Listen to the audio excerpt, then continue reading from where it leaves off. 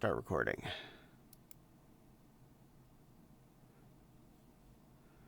And refresh. Back in the chat. Okay. I think I'm back.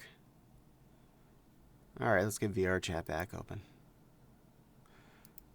Pray to the globs, this works fine.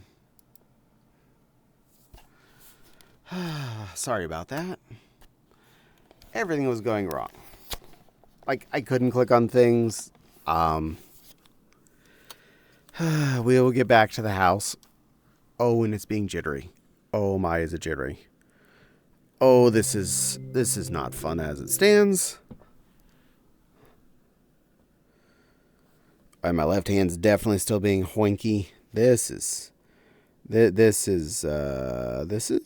not fine.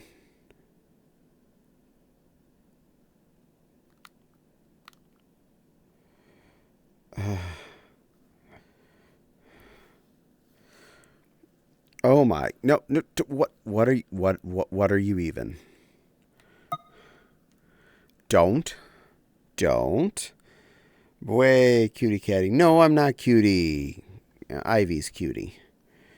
I'm jittery AF. That's what I am right now. In fact, I think my left hand is even worse now than it was before. If that's even possible. Can I? Yep, okay. There we are. I am so sorry about that. I mean, and I'm back alive. Thank you. I will make everything better. I promise. I am sorry.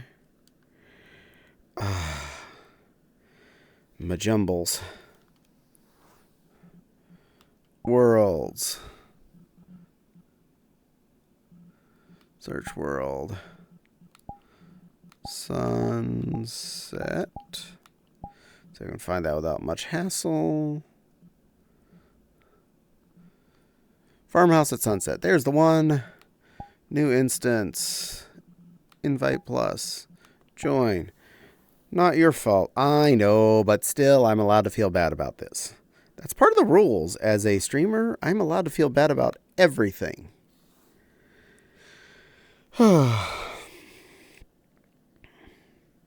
Annoyingly, that means a lot of people dropped off. I apologize. I don't blame you. This is glitchier than normal for me. And I'm not very fond of that. But hey, you're getting a good view of what I was doing when I was walking into here in the first place, including the cute little fireplace right here. That's to the right of where I'm standing. Oh, it was fun getting my camera to line up the first time. Let's see if I can do this without as much hassle this time. Camera mode.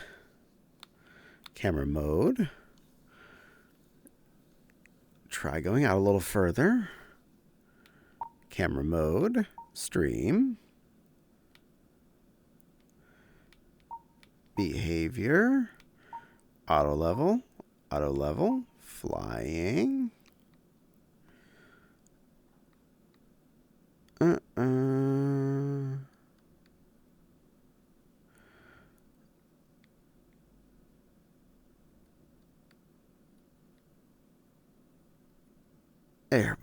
I think.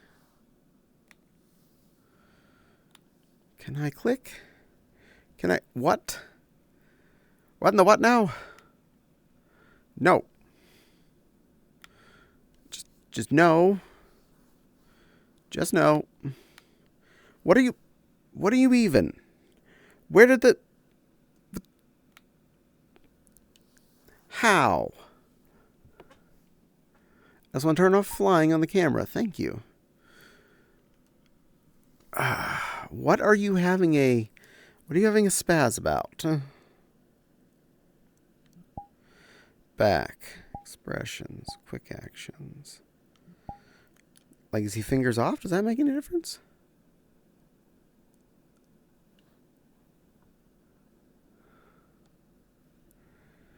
It's behaving a little bit... No. No, I thought it was going to behave a little bit, but no, that's it's just as bad. Turn that back off. My arms are doing that earlier too. Yeah, a lot of people's have been, and it's really annoying when you're trying to control things to be a good little streamer and you can't.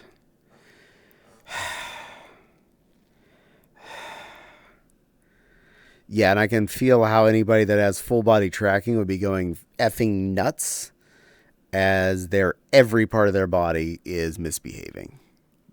And I would not be handling. We'll just sit like this. We're just going to sit like this for now. So anyway, I am saving up for that. Yeah, it's nice to have, but I honestly don't normally wear mine. It sits behind the monitor, and I don't take the time to put on that extra bit of chunk. In fact, I'm just going to take my left hand off so I can sit more comfortably and just let it sit there and see what happens. It can just sit there dead on my lap. Just be that way. Just be down there. Have a moment. Be your own little moment there, left paw. Part of me wants to sit on that coffee table in front of me, but it doesn't actually exist. Oh, wow. Oh, there's my other window that was missing. No wonder I was clicking on things. There's actually another window right here. Well, let me see if I can... Let's see if I can... Clicky? Can I grabby this? Oh, there we are. You do exist. I want you to exist over here. No wonder I was clicking on even more things than I thought I was. That window existed. But where it didn't belong. Ugh.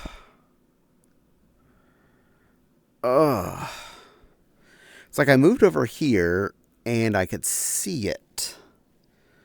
Not the way I should see it, just in the way I did see it.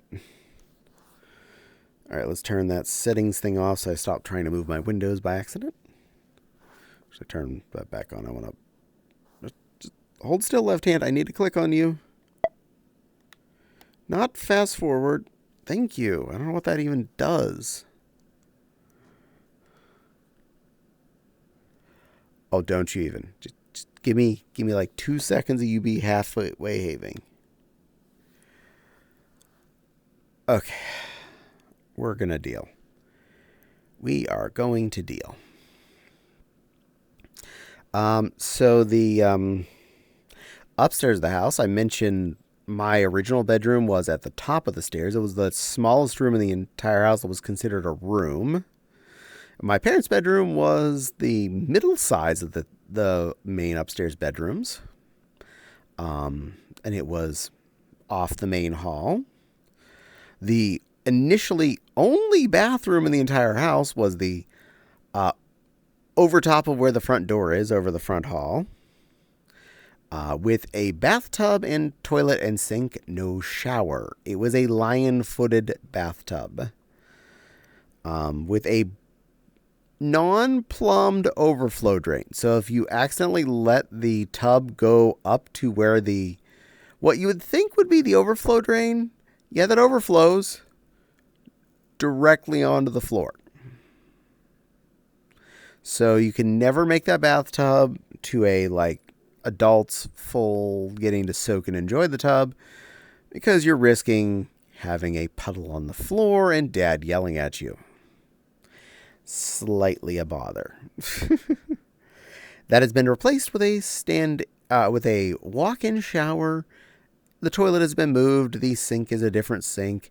The walls do not have walls on them yet because Dad has not gotten that finished. Wow, my timing. LOL. Welcome in there, Nepal. Welcome to Jitter Stream. Nothing is working right today.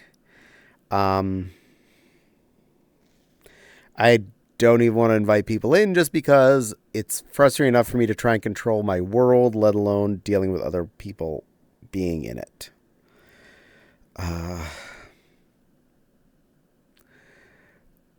In a lot of ways, I don't want to be here right now because this jittering is really starting to get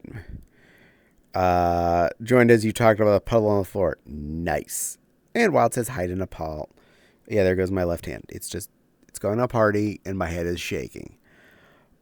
Oh, wow. Hold off on scenario. Yeah, I don't just I'm not even sure I want to be here today. This is really not working so well, and it's actually very disconcerting because everything keeps flashing. Hey, Cat Pig the Fox. Hey, Wild Fox. And it's not the world either because it was doing this in the other world I was in.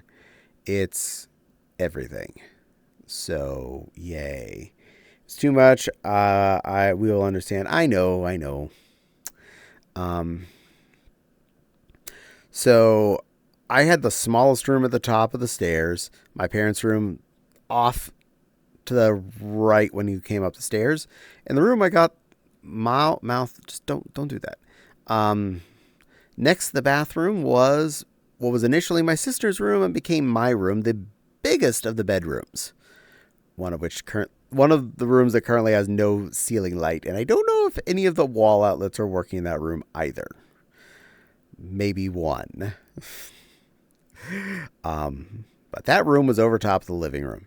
It was big. It was nice. It had 2 closets.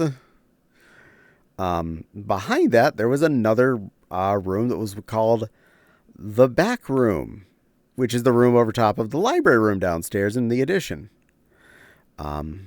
It has always been full of junk. In all of my existence, it has always had, at best, a path through most of it, and the rest of it was solid, stored stuff.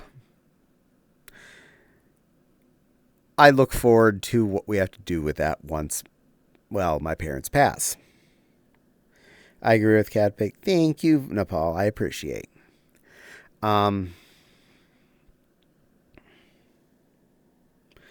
So, yeah, that's a room full of stuff. Did I tell you I almost lost my laptop to water bottle landing on it? Oh, I'm so sorry. Hopefully that's okay. Wow, this is fun. And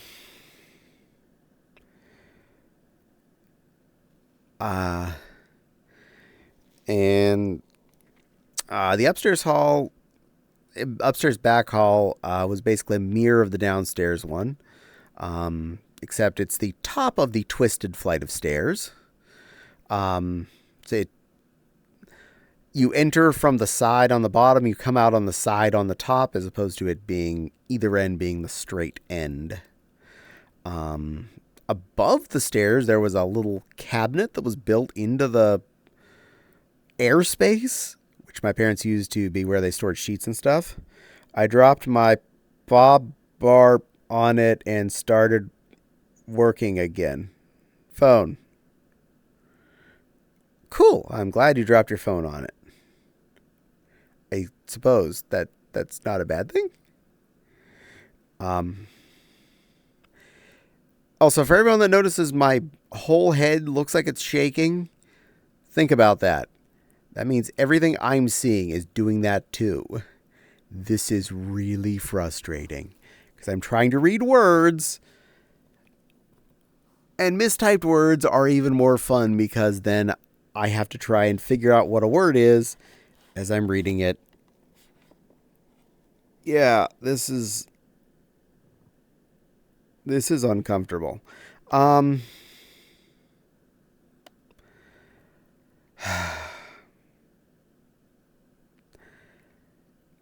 Okay. And the basement underneath my parents' house only exists to the point where the original construct of the house is. I'm trying hard to get the words right because I noticed that. I appreciate.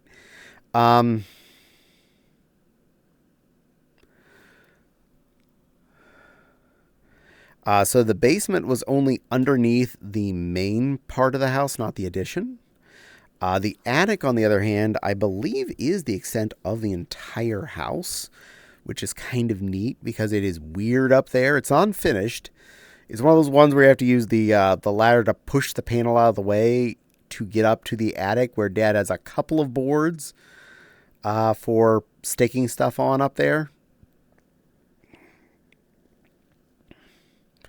But like the one end of the basement is completely underground, whereas in the other back corner, there's actually a door out of the basement that leads straight out to ground level, which is really weird, seeing as how one end of the house is level with the ground on at ground level, whereas that end is that much of a depression that the bottom of the basement can have a doorway.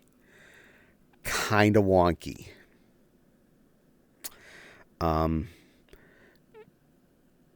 During the time that I've been existent, Dad has had to replace the entire back porch at some point. That had rotted away mostly and was about to fall over. Yay! But he managed to get that replaced with a nice new big honkin' back porch deck situation, which is a lot nicer than what it was when it was born. Shortly after I'd moved out after college, he ended up building his dream garage in the back. It would be big enough to house 2 cars, but only has a single car door effectively for it. It is non-attached. It is 2 stories with a basement under it. It is solid full of stuff. Yeah. It's cool looking because that's the newest thing they have, house parts wise. But it has a path through it, which is cool. Yeah.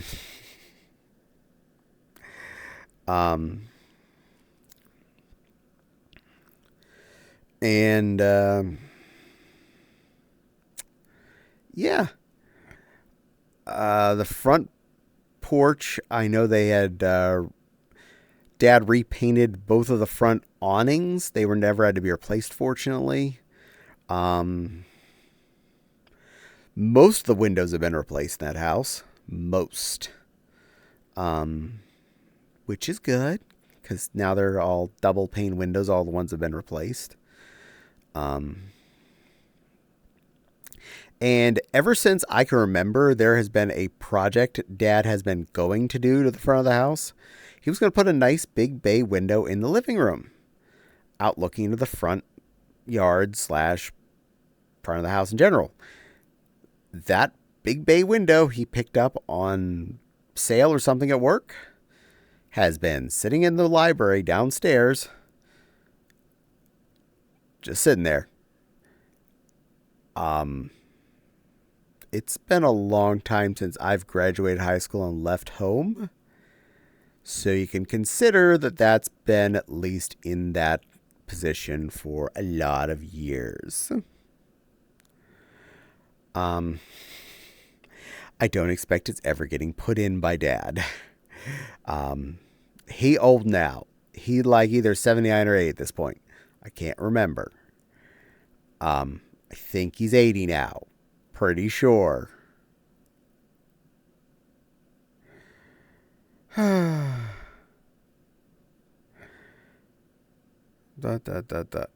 would be that would make him 80 now. So cool. Yeah, Dad's old. Short answer, Dad's old. Graphics tried turning off anti-aliasing. I don't know if I can do that right now.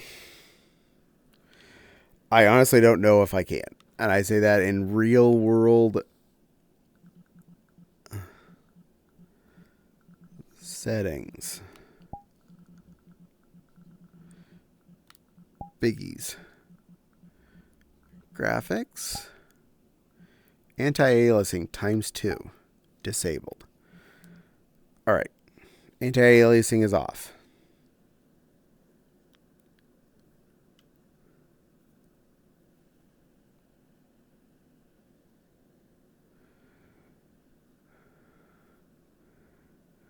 Well, my left hand's selling on its own party.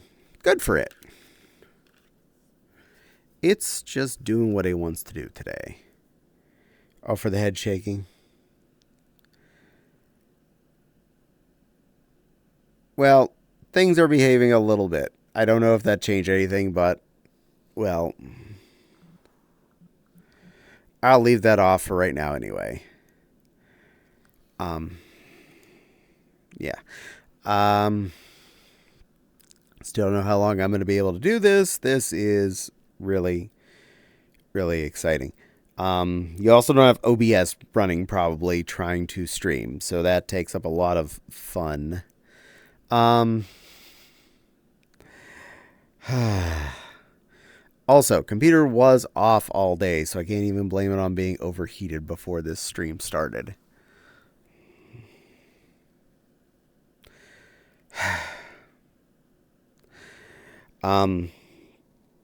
One of the things that had come up recently that when I was talking to my dad, he mentioned he got a phone call from someone that was offering estimates on changing out their siding. They were like, oh, we can get you this brand new vinyl siding. It'll save you a bunch on your heat and cooling because it'll be better insulation. He's like, no, you actually can't have better insulation than my current siding. And you really, really, really don't want to be taking off our old siding. I'm like, why? No, this new modern siding will be so much better. It's like, no, you really don't want to take this off. Because they found out at some point that siding isn't just aluminum siding with white paint on it. That siding is aluminum and asbestos siding. So, yeah. Now, it's fine when you leave asbestos. Asbestos, where it is great. It is really amazing insulator. It is very fire retardant. It keeps heat out/in. It is safe. It's only when you start ripping in asbestos out that you create asbestos dust, which is what is dangerous. So, it's there. It's solid. It's not going anywhere. And it will last for frickin' ever. So as long as that there's what I mentioned that the chimney would outlive the rest of the house, the siding would probably outlive the rest of the interior of the house as well. You would just have this white slatted shell with a chimney up the middle of it, just existing forever, and nothing inside.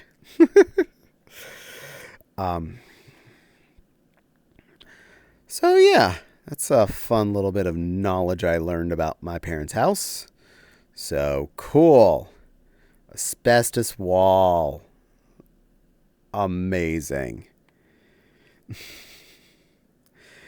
Also saying this, noting that in probably within the next 20-ish years, my sister and I are going to have to deal with the existence of this house one way or the other. And that's not like trying to be too morbid. My parents are 78 and 80 at this very moment. I don't expect them to live past 100 just out of, I'm being realistic.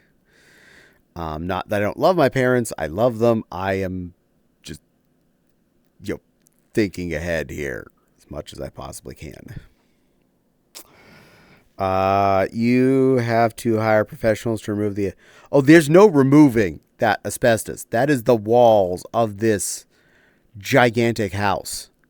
You don't remove that much asbestos. You eventually knock the house down. That's what you do with that much asbestos. There is no logical way. That is not even... That would cost more than the value of the house to try and remove and replace the siding of that house.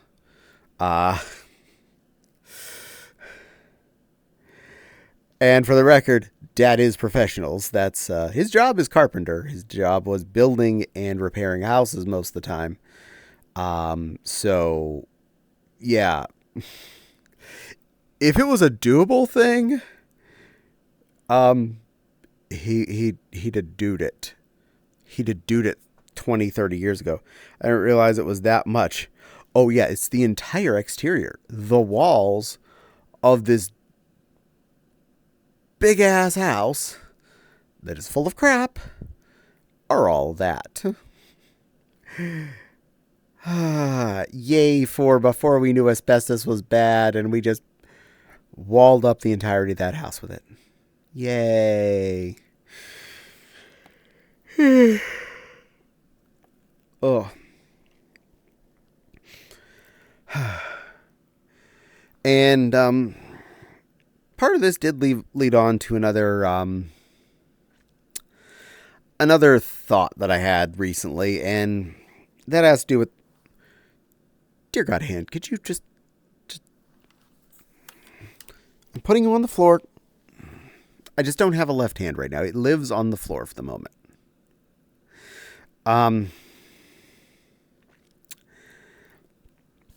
I grew up in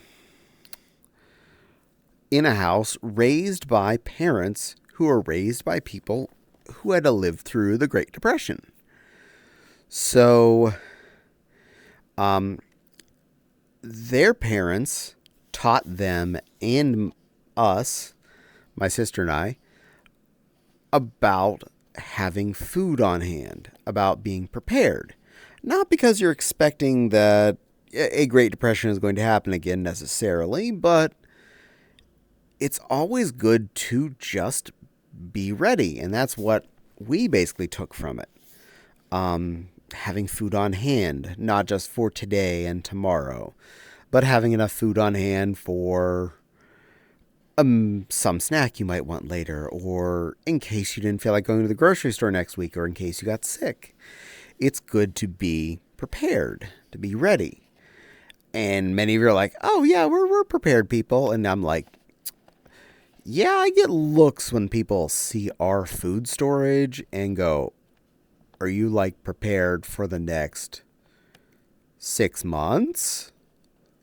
And my answer is looking and counting 1, 2, 3, 4, 5, 6. Maybe.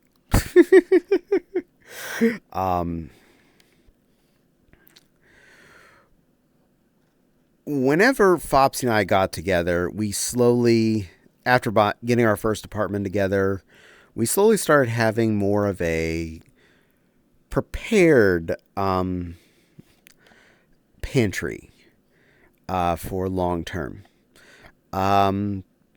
Whereas we didn't just have like 2 cans of corn on there because we were going to have corn this week. We're like, we both know we like corn. Having canned vegetables is a very stable way to have vegetables on hand in this house, because there was only so much freezer space in an apartment. So we learned, maybe get 4 or 8 cans of corn to have on the shelf. And we also like green beans. So, 4 or 8 of those. And carrots. And peas. And cans of soup, etc., etc.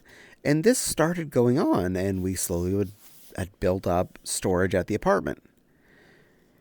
We did try and use up most of that before we were moving, and then we got the house.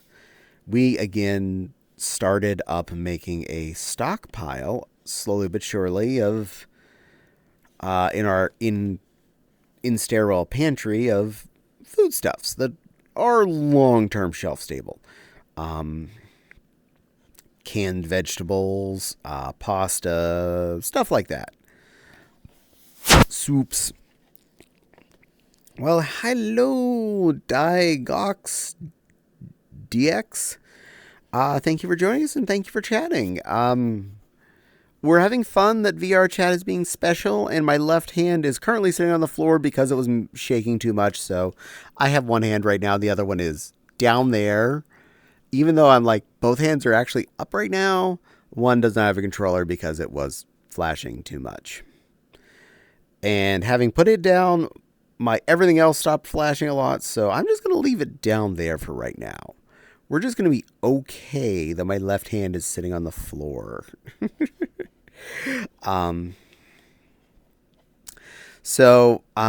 Fopsy and I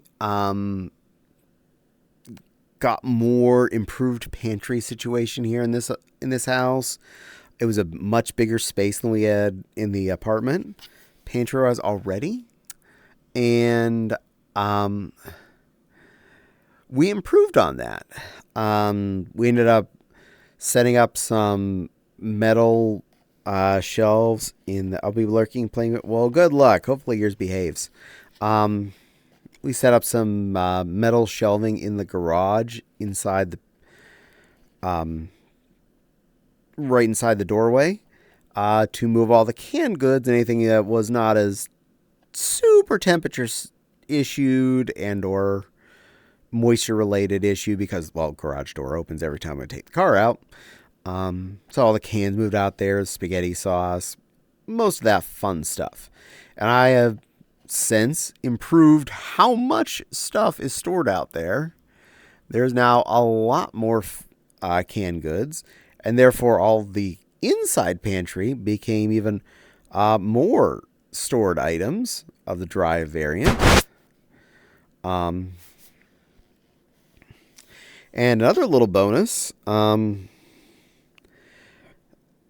2020, I was able to convince Fopsy that we definitely should get a chest freezer besides just our regular refrigerator freezer combo situation. I looked into how much it cost for the thing itself, how much it would cost to run it for, say, any given year, and the fact that it was under $200 to get the 7 cubic foot box, and that it only takes about $15 worth of electricity per year, it became a no-brainer. And since then, grocery shopping has become so much easier since I know I have a giant frozen storage space for all of our freezery goods. Being a Sam's Club member, this is very convenient because, well, we have space to store all of the food. And I mean all of the food. There's too much in there. I actually have to go through and use a lot of it that's been just stockpiling and taking up space. But, you know, that's future me's problem, not today me's problem. I'm bad at not buying more food when I'm at the store, so, you know, yeah, that's a thing. I'm blurble.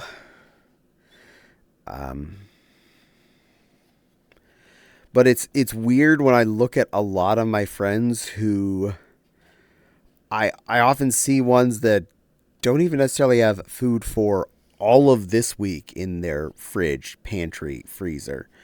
And it blows my mind with the idea of, you have that much fridge empty? You could put more soda in there or something, or anything. Some food you're going to cook later this week. Some fresh bits, some vegetables. I don't know. You have that much space. You need food in there. You have freezer space? Wait, what is this freezer space? You just have a refrigerator freezer. You don't have another freezer, and it has air in it? How do you manage that? How do you manage to have space? Because for me, not having potentially a month worth of good meals worth stockpiled in the house, it's just not heard of. I always had some backup main courses on hand, be it like a individually wrapped turkey breast that's in the freezer, or pork loin, or just basic uncooked chicken breasts. You know, the single freezer ones, stuff like that. Bags of frozen fish. All of that stuff has always been stuff that I have no question as to, should I have that? Yes, I should have that. And since we gained the additional freezer space, we do have some frozen vegetables as well, besides the canned ones, because I'll be honest, in most cases, we do prefer the flavor of the frozen vegetable. It's usually a tiny bit more expensive and then takes up freezer space, not, pantry space.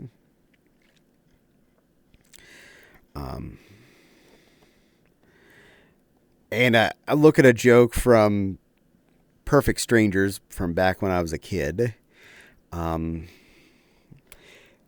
Larry was trying to teach Balky about shopping smart, and they were looking at the value per unit on rice. And Larry was like, here, that's why we need to buy the 20-pound bag of rice. And Balky was like, but we had rice once this year. That bag is big enough for us to have rice then for the next 20 years. Yes, but we'll have saved money by buying this 20 pounds of rice over the single box of rice. Now, to some logic, I will say, yes, if you only eat something every great once in a while, you might be better off just buying a smaller container of it. Not necessarily the smallest, but smaller might not be a bad idea. Rice being a bad example, because store-brand rice, it's almost the exact same price per pound buying a 5-pound to a 10-pound to a 20-pound. I just buy the 20-pound because it saves me having to think about buying rice for a couple of months. And rice doesn't go bad that quickly, so... And yes, we do eat rice often enough, so unlike Larry and Balky, we will go through a 20-pound bag of rice in a couple of months without even questioning it. It's a staple thing in our house.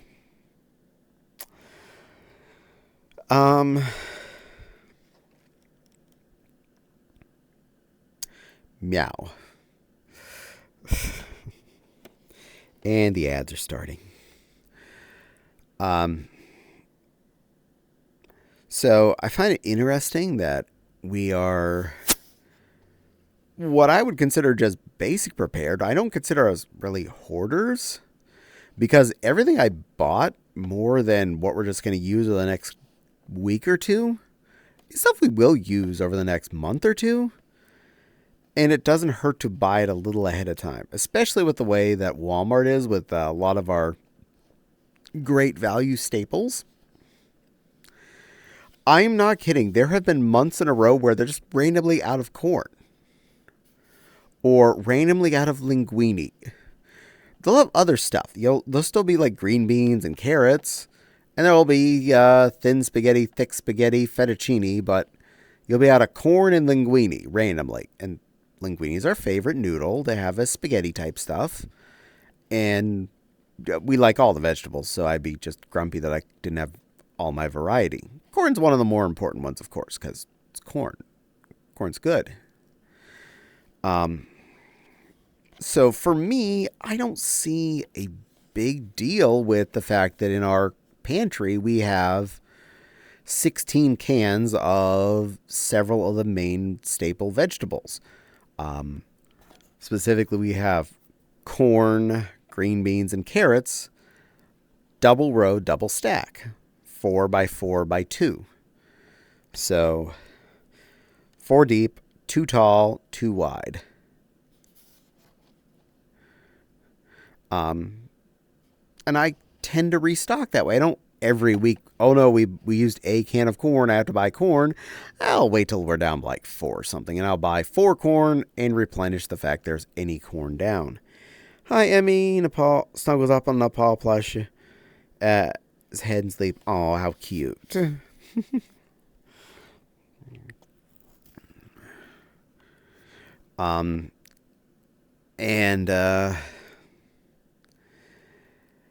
the freezer, I know I'm being bad about this because it's and Emmy boops the other cat bake on the nose. Oh, how cute.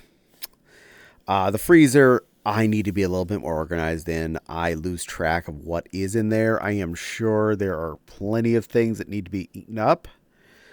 But that 7 cubic feet is currently full. Hi, Emmy. Yay.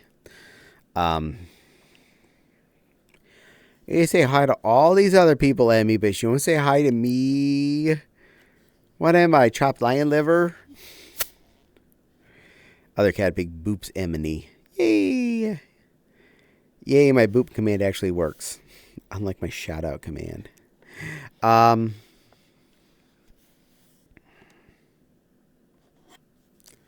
Meow.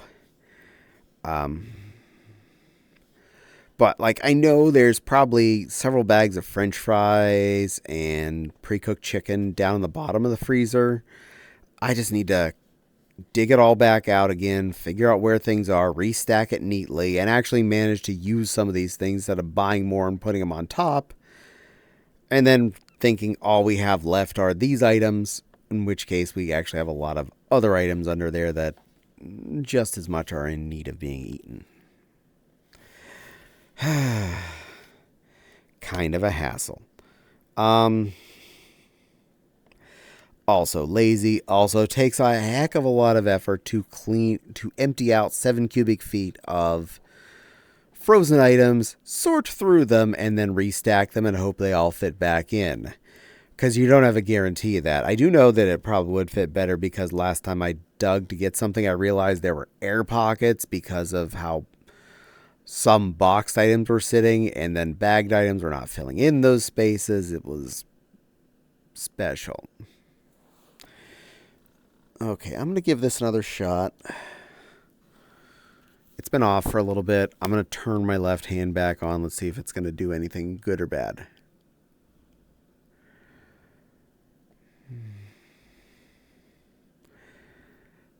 Also, I'm going to peek and see if there's anything stopping signal. No, those are all pointing at me. I see all the green dots. This controller can actually be seen by all 4 base stations right now, as well as the head.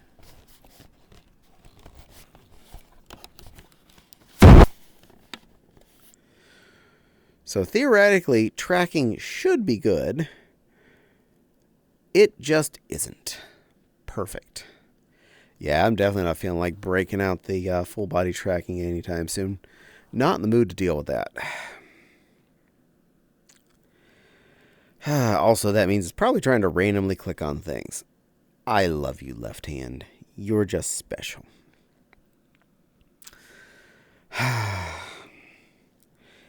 I'm just going to turn him off, but I'll hold on to him. There we go. We're just going to not have a left hand for a bit. Frustrating objects. Hopefully I can just do an update or something and see if we can make this work better next time. Or it's just VR Chat being special right now and they will send an update and it will fix everybody. Because it's not just me that's having this kind of problem.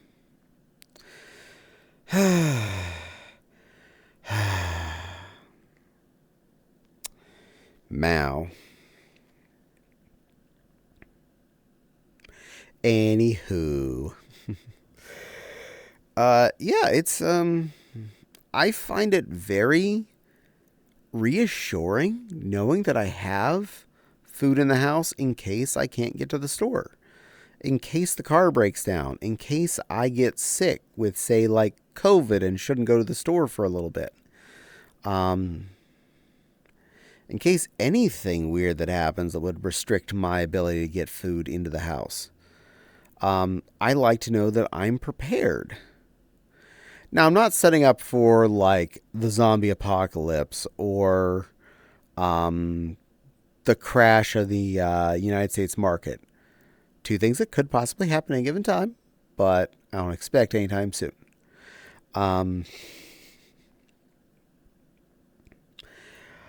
I'll even admit that we usually have more than a year's supply of toilet paper. I'll explain. I buy my toilet paper at Sam's Club because it's a hell of a lot cheaper per giant cube of TP.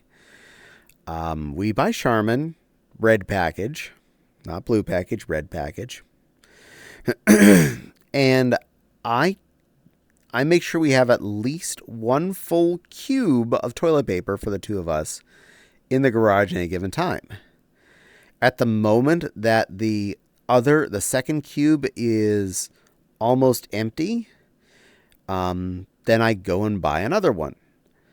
And we empty the cube out into the bathrooms one sectional chunk at a time. So each of the 3 bathrooms potentially has up to like 8 rolls of toilet paper at any given moment, normally.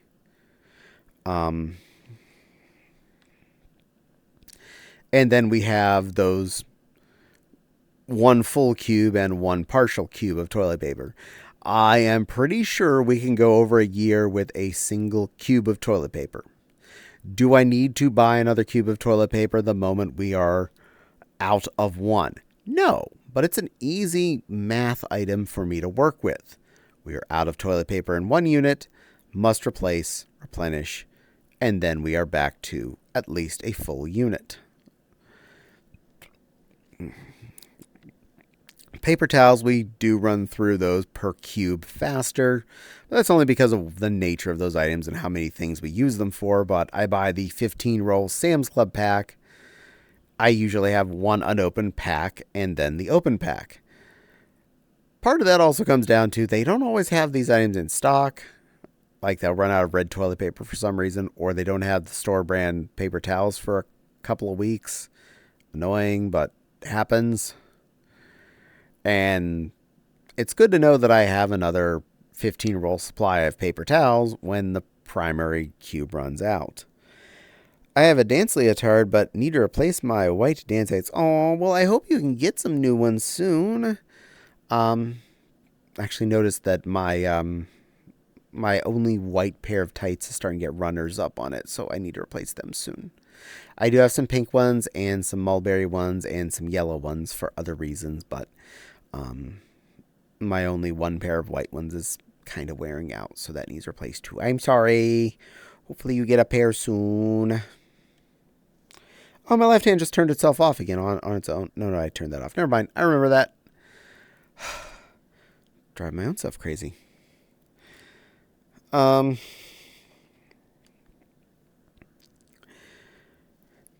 are fun and comfy, and so are tights.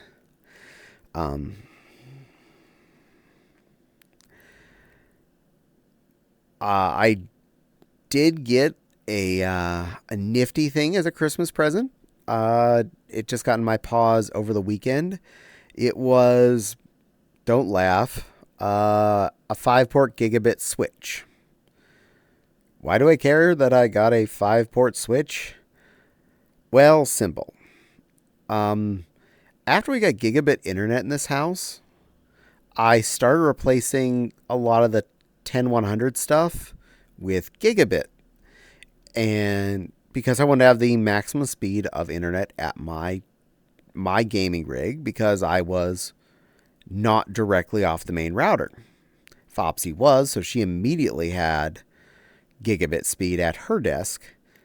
I still only had 100 because, well, there was a switch between me and the main router.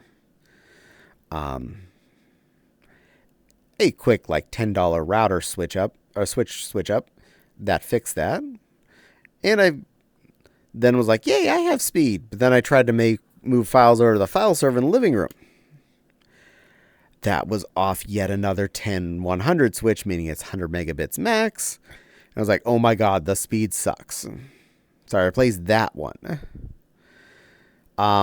We still have had 3 more switches in this house that are 100 maxes. The one behind the living room TV where like the PS4 and the living room TV itself, it's a smart TV, and some other stuff are plugged in. And upstairs on our work desks, the chain of network goes, yes, it's a gigabit line going upstairs, but it went to 100 switch on my desk to a 100 switch on Fopsy's desk. And I occasionally do file transfers to my from my not work computer upstairs down to the file server down the living room. And I've been restricted by that 100 switch point. Well, that particular one... Hi, Emmy. Sorry I had to step away for dinner. Hope you're well, Emmy. Yay!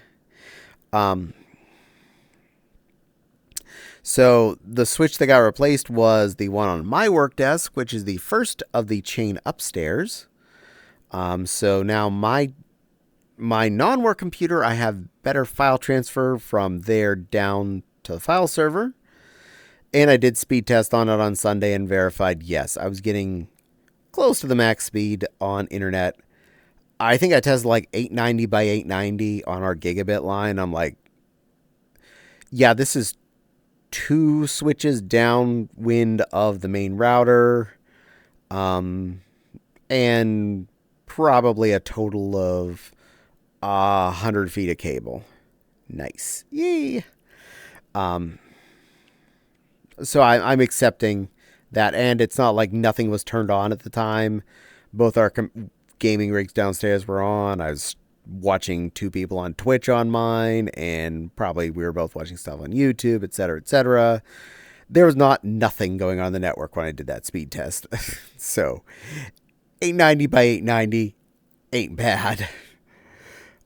Especially since we'd been living on 100 by 100 was our whole house's speed for the longest time.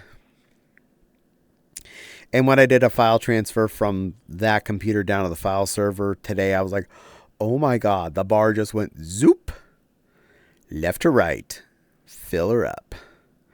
So much nicer.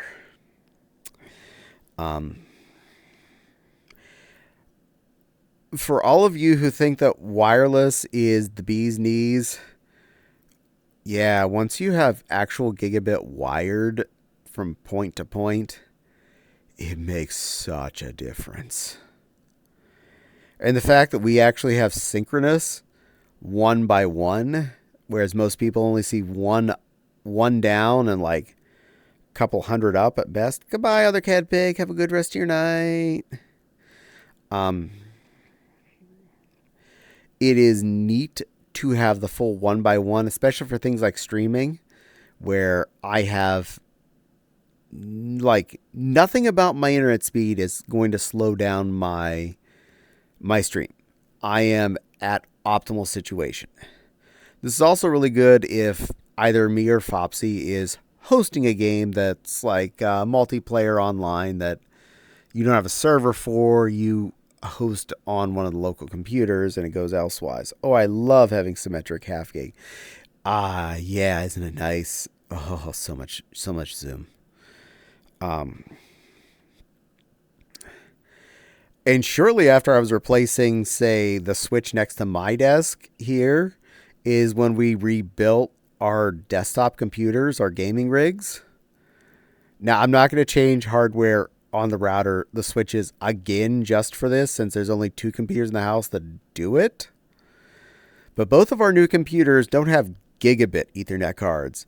They have 2.5 gigabit Ethernet cards in them. Meaning if I ran Cat 6 off our computers, replaced both the main incoming router and that one switch, that between our 2 computers we could have 2.5 gigabit connection. But the biggest reason I don't do that is that's one of the few connections that I don't care if is the best connection. We don't normally transfer files between our 2 computers. That's normally our computer's the file server, which is a gigabit card. Noob and a whole bunch of numbers. Thank you for the follow. Welcome in, my noobish friend. Welcome in. I hope you enjoy your stay. I know a person named Noob. He lives in Pennsylvania. Are you that noob or are you a different noob? Either way, it's good to have a new friend. I hope you enjoy your stay. Today is a bad day because everything is going wonky and I don't have a left hand right now. I have a right hand only. I have half body and right hand. We are doing great tonight.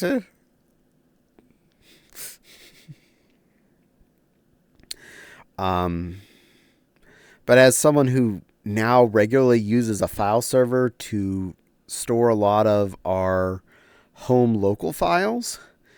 It is nice to have gigabit access to them from multiple points in the house, as opposed to just from the file server and at my primary desktop and Fopsy's primary desktop.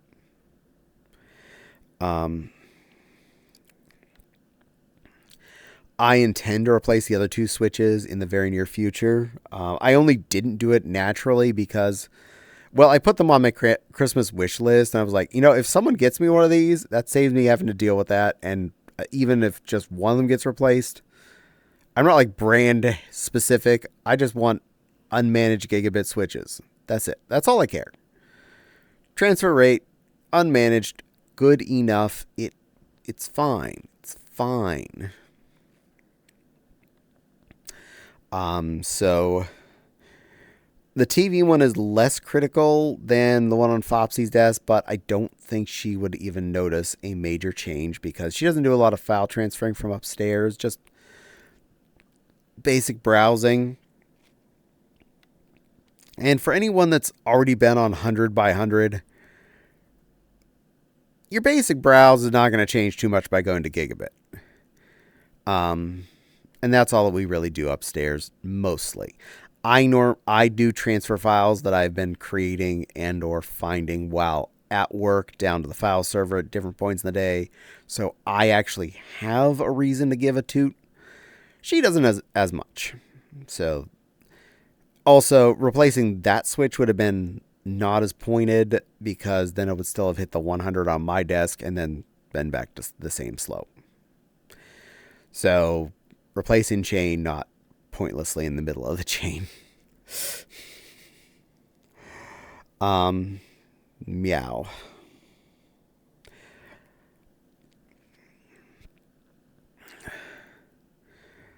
So I will probably in the next, especially once I realize all of my Amazon points on my card register through, I'll have a little extra free spending money after Christmas that I can then put towards those two remaining gigabit switches, pop them off, plug in the new friends, and boom, life be faster.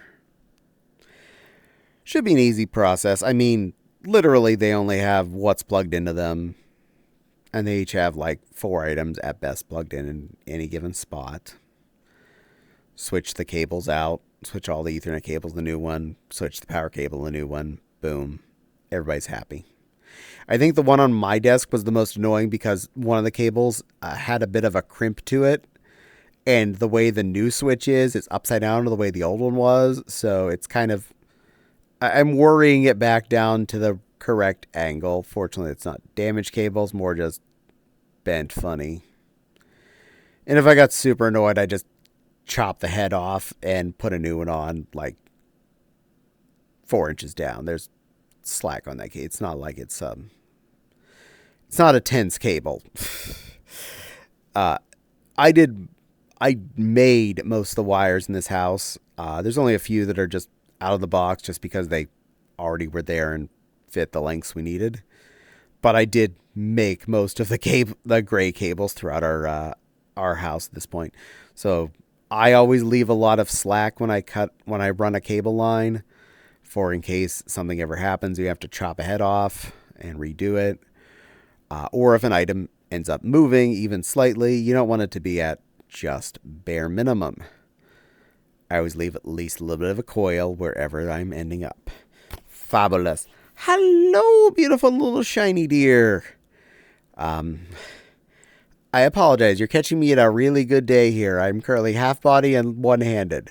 See, one hand. Other hand doesn't want to play nice.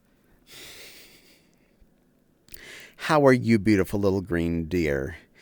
Have you... is your summer car finally finished? I saw you were doing the fruit shanty or whatever it was again. Did you drive your summer car to that fruit shanty?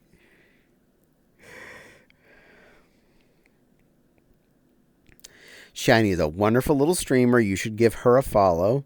Nepal, if you are present, would you mind giving a shout out to Shiny for me, please?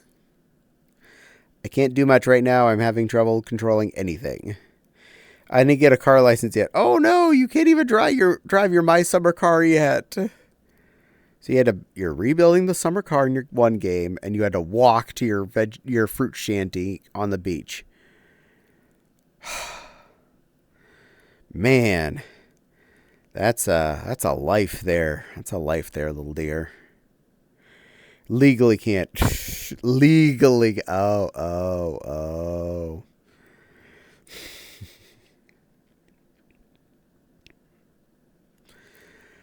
I've had a driver's license since I was 19, I think. I may have been 20. I didn't manage to get it before I went to college, and when I was in college, we had a bus line I lived on, and parking in downtown Pittsburgh was hell of expensive, and I had a really shitty job. So I would have been spending like all my money on gas, insurance, and parking that I would have been earning from having a job. So that would have really not been worth anything to me. It's bad enough I was spending like $80 a month on bus transit, let alone potentially spending, hundreds on driving a car in and out of downtown. And then I have to deal with the fact that I was driving a car in and out of downtown Pittsburgh when I was like 3 houses away from an actual bus stop. So there was no point in it. But almost immediately after college, I got said driver's license, where cops won't show illegal shiny. Yeah, that's fair. That is fair. I am down for this. Drive safely, little shiny foof. Be a good girl. Don't get caught. Another thing, just don't speed and don't run red lights or anything, and the cops don't have a reason to pull you over and check to see if you have a valid driver's license. Just putting that out there. I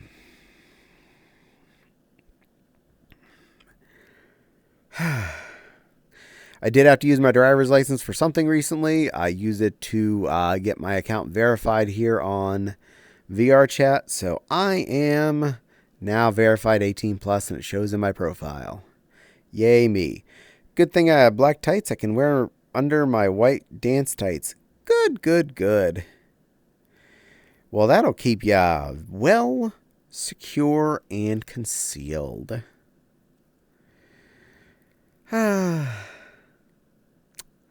Yay. The last time I was wearing tights, they were being over a black Zentai, so they were well concealed completely anyway. I wore them on Minnie Mouse when I was doing a recording with her. Black tights on white ones? What's the reason? I'm not entirely sure, honestly. Other than just some density and to make a clean opacity so you're less showing your actual legs. I'm not a master of girly things.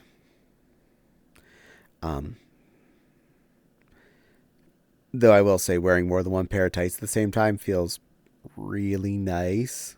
Just putting that out there.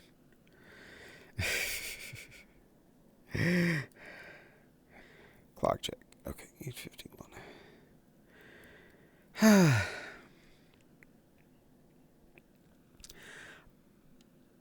My ow.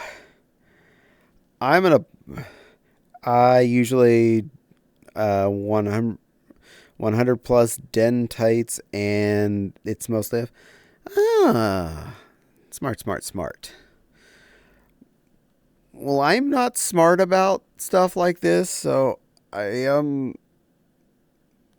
buy what I can find in my biggity big size, and I hope it fits. I'm not a good girl.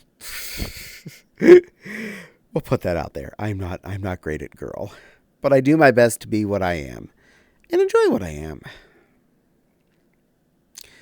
Um, tried it. Feels amazing shiny. Ah. Yeah. Well, I'll admit, yes. Wearing multiple layers of tights are really comfy. Meow. No. Vincent, no. No. I'm not a very good girl. I'm a very ineffective girl. Of course, do what you do. Yeah. Meow. Lies. No lies. No lies. Um, I have recently put in a couple of orders off of AliExpress. I'm hoping some of these fun stuffs do show up. I will think about it. You're wonderful, and we know it. No, no, no. Well, I'm bad at girl stuff. I'll say that. Several of the items I bought are actually Leotardius and Titius related, including what appear to be some metallically shiny pink tights. I'm hoping they are all they are cracked up to be and fit me. If they do show up, I will let everyone know. But, you know, sometimes it's worth the risk. Gonna share? What, the tights? I mean, if you really want to wear my tights and you promise to have trimmed toenails and don't try and snag them with your toots, yeah.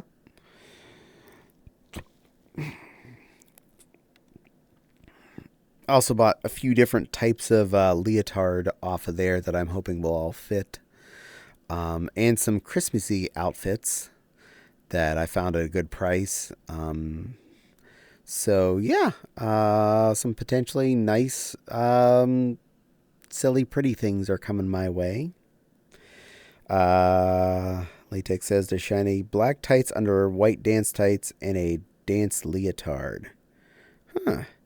Leotard tights sounds like my BRC drip nowadays. Well, yes, I normally get to see you wearing cute tights and a cute leotard, which I will say looks really good on your little deer there, Shiny. You look so cute in your little leotard and dance outfit. You're just I could just snuggle you all up, you cute little thing.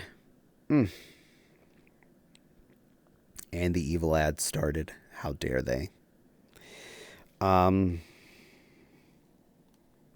Weird timing. I think it's because of whenever I had to restart. Anyway. I hate you tonight, VR chat. You're not allowed to you're not allowed to do this again. I want my left hand to work. I want everything to work. I will try unplugging and replugging friggin' everything after this stream is over. Hopefully it behaves better next time I'm on VRC. I will definitely say that my streaming on Borderlands has been really relaxing. On my non-main streaming days here, I have been getting a lot done in Borderlands 2. I have been having a good time doing it. I definitely do not get a lot of people watching. In fact, right now I have a lot less people watching than I used to have on these streams. I'm wondering if that's hurting my averages and hurting whether or not people see streams. I don't know, but I'm doing what I do because I enjoy it, not because I necessarily want to win the numbers. I'm just having fun. Shiny says, black over white with a leotard. Got all of it. We'll see later when I can. Yay! I'm messing with black dance shoes. Ooh, black dance shoes. Nice. Do what you enjoy. People will join on vibe. This is true. Sometimes I get people coming in and chatting with me when I'm playing games. Sometimes I don't. But at least during those times, I'm 100% distracted by my game. I'm there for the fun of the game. And if people want to come and be entertained by me, I'm here to do it, and I will happily talk with people. It should be about the fun, not about the stats. Got that right. I've already got affiliate Besides that, well, it all just comes down to how much ad revenue I get, and or if people feel like subbing and, making this more profitable. I wouldn't mind it being more profitable, but I don't do this because it's a money thing. I do this because it's a fun thing. And hey, if I get a little funds for chatting with people, awesome. If I get a little funds for playing games, also awesome. And as long as I also am entertaining other people while I'm having my fun, bonus. So, bonus to all of that. Especially since I figured out how to do the little PNG tuber, I intend to play more games on stream. Not just Borderlands, but in the middle of Borderlands games, so that's what we're doing. So yay on that. It's really been making me feel a little more productive with my free time. Not the fact that I'm streaming, the fact that it's actually encouraging me to play games. I'd found myself getting in too much of a rut where I would just sit at my desk most non-stream nights and I'd be just like watching YouTube and watching a couple Twitch channels and browsing the same websites and feeling like I'm not even doing any of the fun stuff I have. I have video game systems in the living room. I have video game systems in this room. I have a computer here. I have a gaming rig. Why am I not playing games on my gaming rig? You don't spend a couple $1,000s on a computer to browse Yahoo Mail on and to watch 2 Twitch streams at the same time. No. You use it to play games, stupid. And that is my plan, and I am doing my best to do that. I think I do need to take a quick bio break. My body is telling me I actually need to go to said potty. I have a pair of short shorts that I can wear over my dance gear. Nice. I'm going to be sitting my headset down for a couple of minutes while I go take care of problems number 1 and number 2. So please don't go anywhere. I promise I will be back. Please ignore the pretzel lion.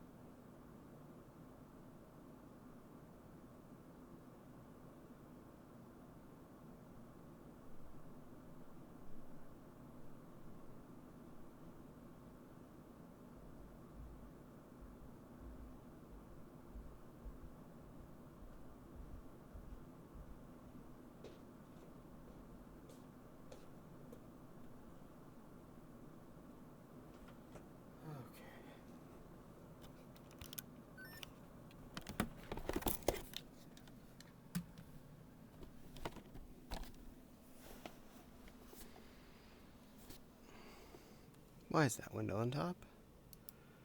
There we go.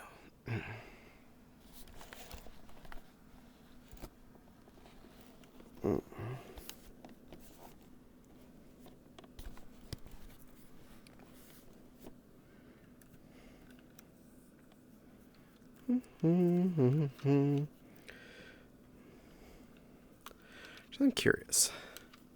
If I'm actually standing up, does my left hand behave more? Or is it just as shizzy?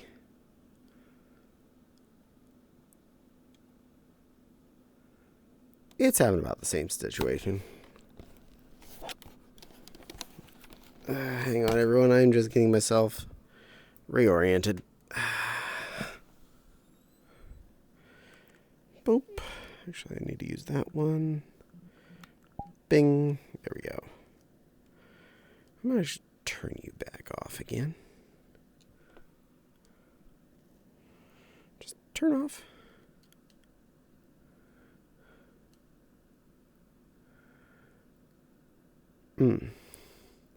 Sorry, Vincent. Yes, I had to go take a, as Shai said, a number both.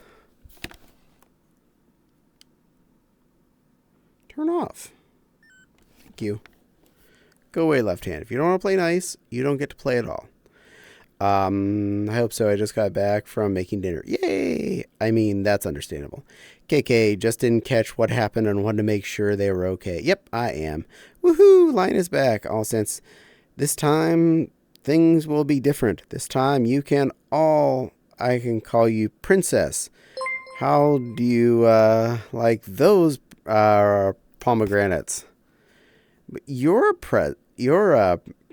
princess, all stance. Even if you're a boy. And thank you, Ella, for resubscribing for 9 months. Caddie brings cuteness to us all from VR Chat, and we all vibe. Oh, thank you. And Yam wants a bunny and wants me to hydrate. All right, I'm going to do the bunny, then I will do the hydrate. Turning my left hand on so I can get the menu. Wish me luck. Because it has to hold still enough for me to get to the menu.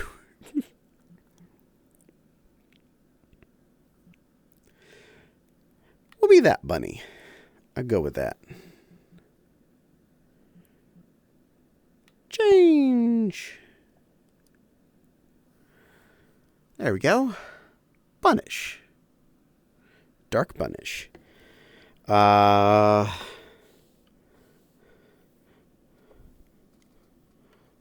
I'm just a courtier. I serve a dark prince. That's fair. But you're adorable. But I bet you'd make a cute princess.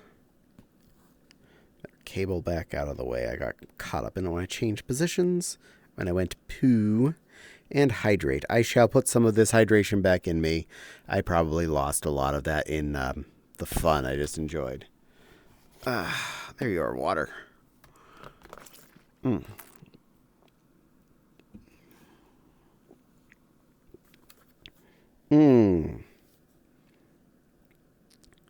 Princess.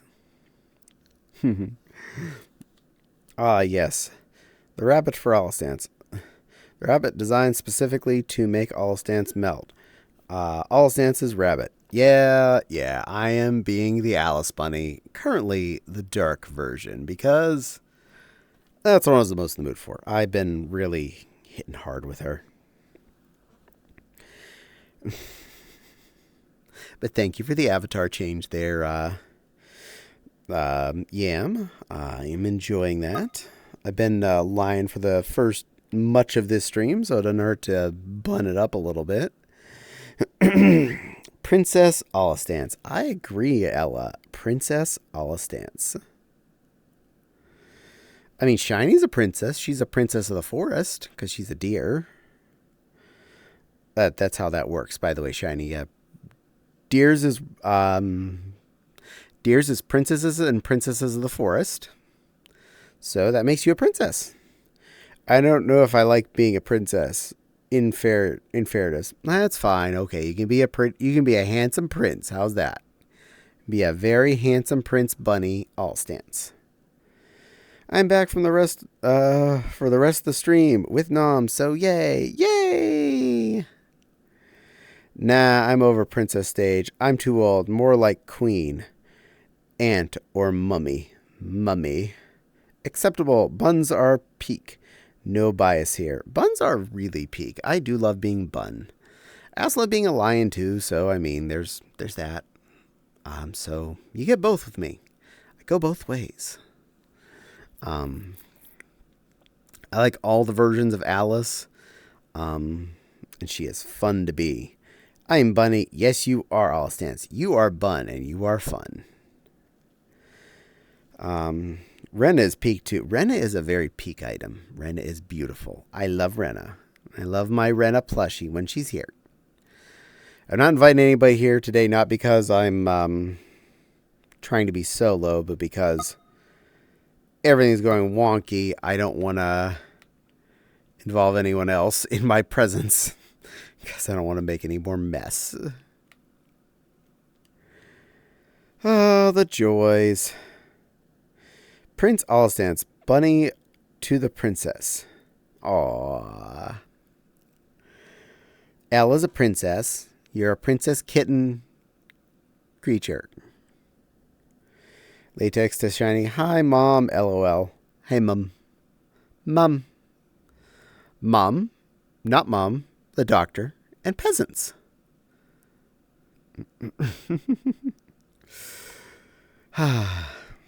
Love Doctor Who.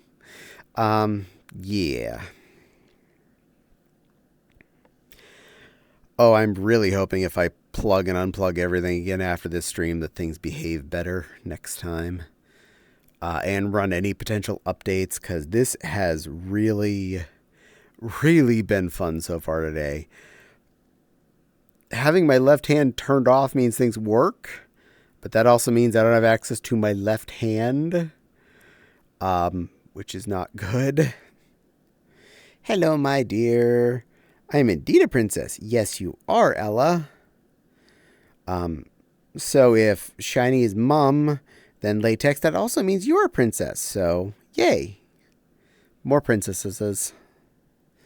All the royalty. You're all pretty. You're all royalty. Y'all have to deal. I don't make the rules. I just here to enforce them. My ow. I will say I was playing through Borderlands 2 this time as Zero, which I haven't done in a long time. And enjoying the sniper benefits on him off his one tree of attributes. Is really nice. It smooths out headshots so well comparatively to playing Gage, which is the one I normally play anymore. But I do miss her special of summoning the robot of killingness, who goes out and kills things for me. It's a good thing. I like that. So next time I play again, I'll probably be her, but it's fun getting a different aspect on this again. The accuracy is really nice. I've been really good at ammo preservation that way, and yeah, cool. Going through my YouTube, I see I have a new video, a certain pink character in tutu. Oh yes, today's YouTube video is up. It is Pixie in a very, very fluffy pink tutu outfit. That is a hell of a ton of dress that I had in that video. It was fun as heck to wear, but boy was it heavy, and that can never make it to a convention because that's like half of the car just for that dress. Not counting the fursuit underneath it. And just trying to get through a doorway with that would have been hell, let alone an elevator. Yeah, I need an elevator just for me, because no one else can fit in here but me, unless you scrunch up into my fluffy pinkness, which is potentially uncomfortable for you. I wouldn't notice it. I wouldn't even feel you getting close. Princess of Latex. Amy says, Nepal. Auntie Nepal, can I have Snuggies? Sorry, if I had a shower. My right paw doesn't change no more, so I've been solo pawn VRC for a while now. It's so annoying moving with only one. I know.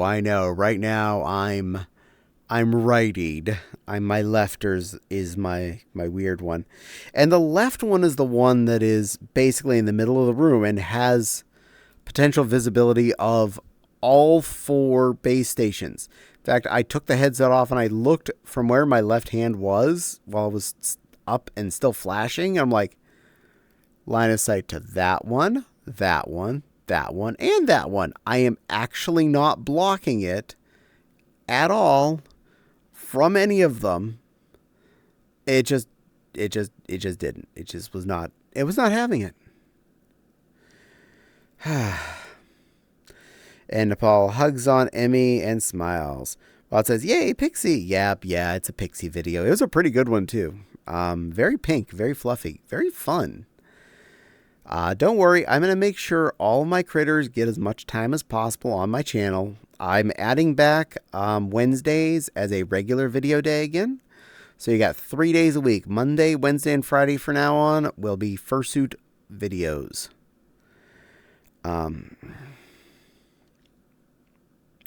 Nepal, Emmy nuzzles and yawns. Aw, it looks like it'd be heavy and very poofy. LOL. Looks so nice to wear, though. Legit, it is. If I haven't already, I can send you the picture of that when I took it off. It just sitting on the floor, deflated, with a gigantic circle, and it was like 1.5 to 2 feet thick, without a person in it. It was amazing. And still a circle in the middle where you shove the person.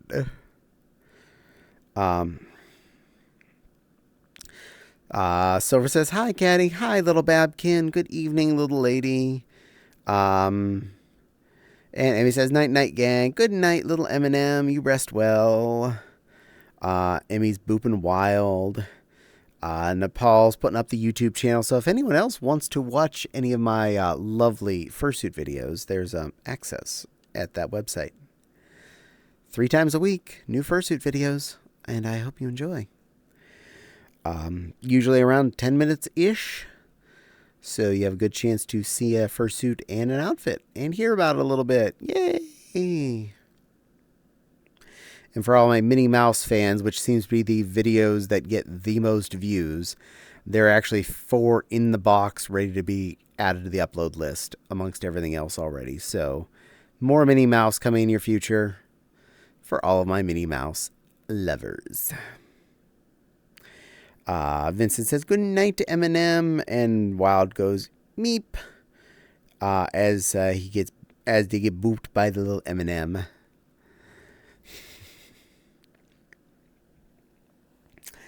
Yay. Just yay. I am still leaving the left hand off until this stream is over. I've tried it a couple of times. I'm just not in the mood. Latex Bonfy says, "I dare you to wear a dance leotard and black tights and white dance tights IRL without a fursuit." Well, I have worn the Zentai white tights and a leotard with Minnie. All she is on top of that is feet or shoes, big white gloves, and a head. So, yes, I have done that. In fact, I did that recently. And, yeah, it's pretty comfy. Because she's a Zentai, so she is effectively lovely stretchy black bodysuit. And I wore the white tights on top of that. And my favorite long sleeve pink leotard. At least current favorite leotard. I have a few new ones coming in the mail. We'll see if that maintains the role of favorite after the new ones get here. And don't worry. Since I am now flexible enough to get into Minnie Mouse's Zentai without any assistance. I can get the zipper up. I will be doing more videos with her in the coming future. That is a lot easier. And I will wait until the ad finishes so you and everyone else don't miss that there little babkin. I do not want to spoil your prize. Speaking of 1 hour wait, 9:25. We are doing okay. Without the Zentai, you mean just 2 pairs of tights and a leotard?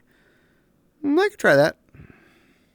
I don't have any black ones, but I do have a couple of different colors of pink and purple, and a very ugly yellow and some orange ones. All right, yay! Well, I don't want. Well, I see you have the little magic stars, so you wouldn't miss it, but I don't want anyone else to miss it. If I'm going to be embarrassed, I might as well be embarrassed in front of everyone. That way everyone gets their prize. I almost forgot you were streaming. Yay. But yes, I am streaming. Looks like a lot of people forgot since my viewership is definitely way lower than usual.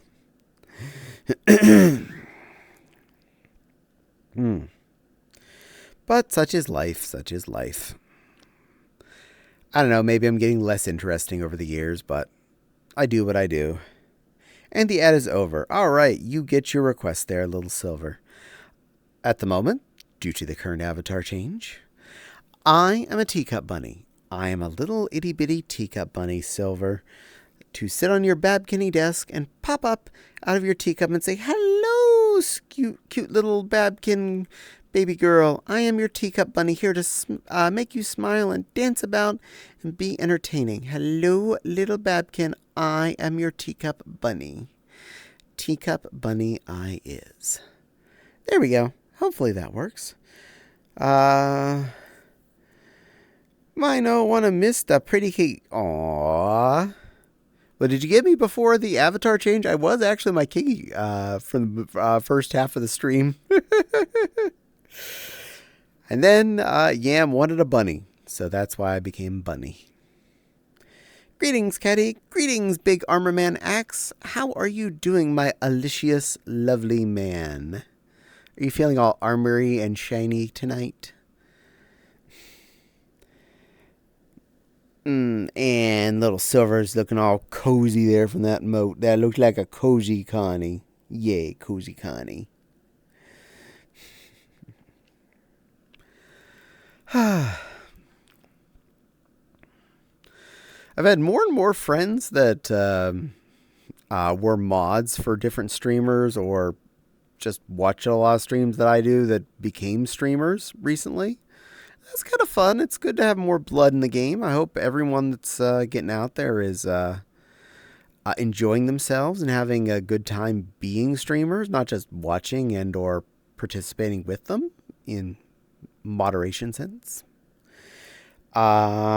Just at work trying to TCB and just waiting to head home. Oh, nice. Well, I hope the getting stuck at work is not that long and you get to head home and be a happy little armor man, relaxing in your own space, enjoying your own stuff.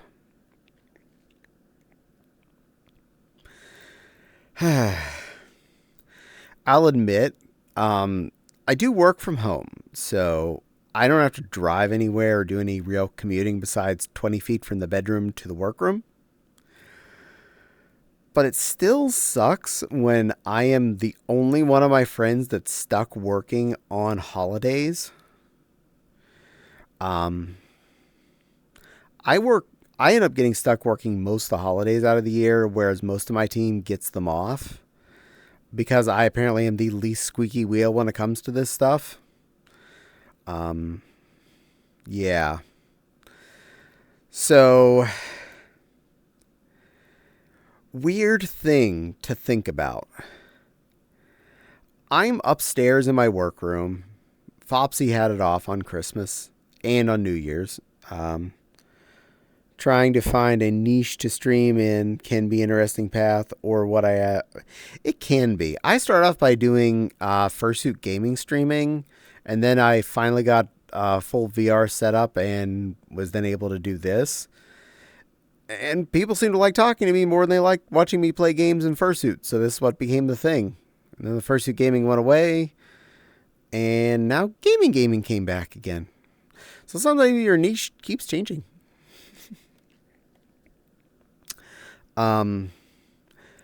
Now, while I'm stuck at work, I do have a not work computer up there where I have things like Telegram and, usually 2 Twitch streams open at a given time and Discord, so I can communicate with the real world. It didn't really hit me how much it was hitting me to know that my friends were more or less all not working those holiday days that I was stuck at my desk. Till I was sitting there on Telegram and some of our friend chats and hearing everybody being all happy that, oh, we're all off and we're all having fun and we're all, yay, happy everyone's off. And, oh, not only am I off, I'm in town where you are and I'm hanging out at your friend's house. And we're doing a thing, and this is great, and we're all having fun. I'm glad we're having fun. Isn't it great that everyone's having fun? It's so fun that everyone can have fun, and we're all happy and relaxed. And I'm like, wow. So, yeah, I'm dying inside a little right now. This sucks. Because I am a social person. I do like getting out and doing things and being around friends and whatnot. I am as social as I can stand to be. And it sucks when you hear all your friends are being social within, say, 15 minutes of your house, and you're chained to your desk in case a legal request comes in. Because everyone else has the day off. And butts. I know this is kind of more of a first world problem. Oh, poor thing. You have a job and you were forced to be at work. Oh, poor baby. And you made extra money that day because you get an extra time and a half for actually working the holiday besides the full time of not working it. Aww. Oh, baby gets money and has to do the thing they normally do on a Thursday. Yeah, well, and everyone else gets it off and you don't? Kind of sucks. I mean, think back to when you were in elementary school or grade school in general. Christmas comes around. You get off usually a couple days before Christmas, the whole week after Christmas, and you don't go into school until the day after New Year's. You had all that free time. And what did I get off this year? I got Christmas Eve, and I had to work Christmas Day. I worked. I didn't get off any Thanksgiving vacation, any Thanksgiving long weekend. I worked Thursday and Friday. And I had to work New Year's Day, which meant I had to miss out on a local party that I could get to within 15 minutes, could have enjoyed. But since I had to work the next morning, that means I need to be at home getting wound down, getting ready for bed by midnight.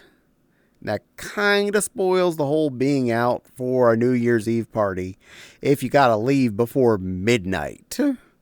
Oh, yeah, this is a great party. This has been wonderful. Happy still 2024. I got to get home so I can go to bed.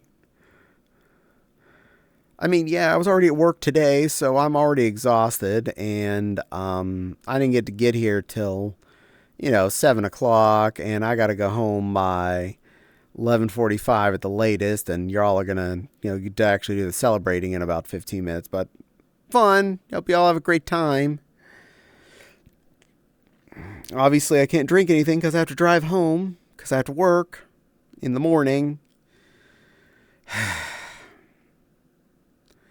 Yeah, Yeah. Tebutts. So yeah, I was thinking about that. That kind of hit me pretty good today, and I actually worded it out to Fopsy how I was feeling about that. Um, because even at the Thanksgiving days, I was the only one actually working Thanksgiving, and she volunteered to work with me and was told no by upper management. We didn't want two people working. We wanted one person working because it will be less busy. Yeah, that's actually really hell on a single person when they are psychologically left by themselves. Does not matter um how much little work they have to do. Leaving one person stranded in the office sucks. Oh, I would hug you so much if I could. It's okay, Nepal. Fopsy gave me lots of hugs. It's just I like doing things. I like getting out. I like traveling and visiting with friends. And sometimes having a regular job that it really starts to hinder that potential. And when your friends all have regular jobs, then you can only do things on days where everybody gets off. And usually that's just holidays for all of the other people. So that's not something I always get the option for. It was nice Saturday. We were going to be visiting with a local friend and a couple from out of town while they were driving through. The two driving through had to cancel their plans because of a sick dog elsewhere where they were going to, so they would be in the way if they would have traveled there. But we still met up with the other friend and went out to dinner and stuff, and that was actually really nice. It was good to hang out and do some one-on-one with a friend, and I apologize. It was just the three of us. We didn't like make it a party. We just wanted to see a person and have a little basic social time that we were missing, that we haven't done as much for the last 4 years.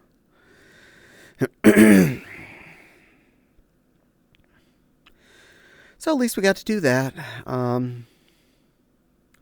It was good to get out of the house.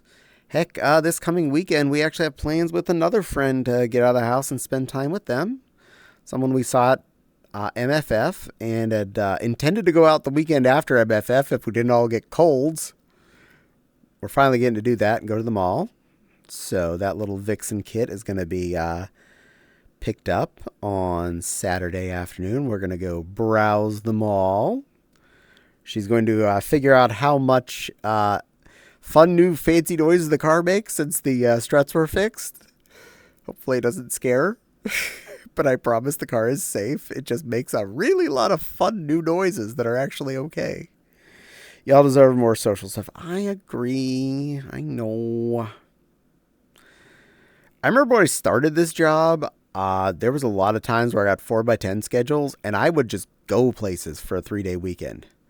I would just make it a point to, I'm going to drive and visit a friend I was living in central Pennsylvania. I'd visit a New England friend.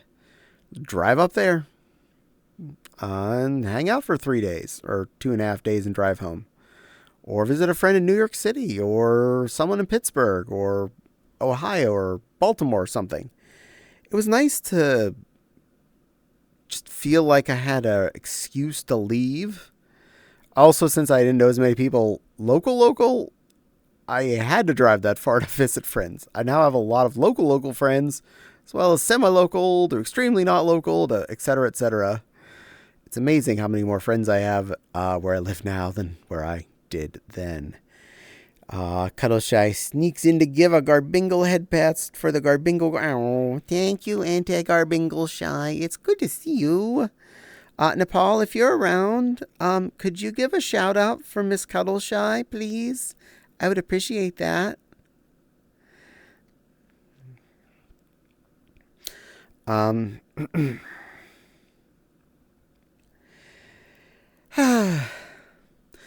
But yeah, since we moved here, we have less. Well, we tried. Shout out command does not always work. Yay, there it worked. Thank you. I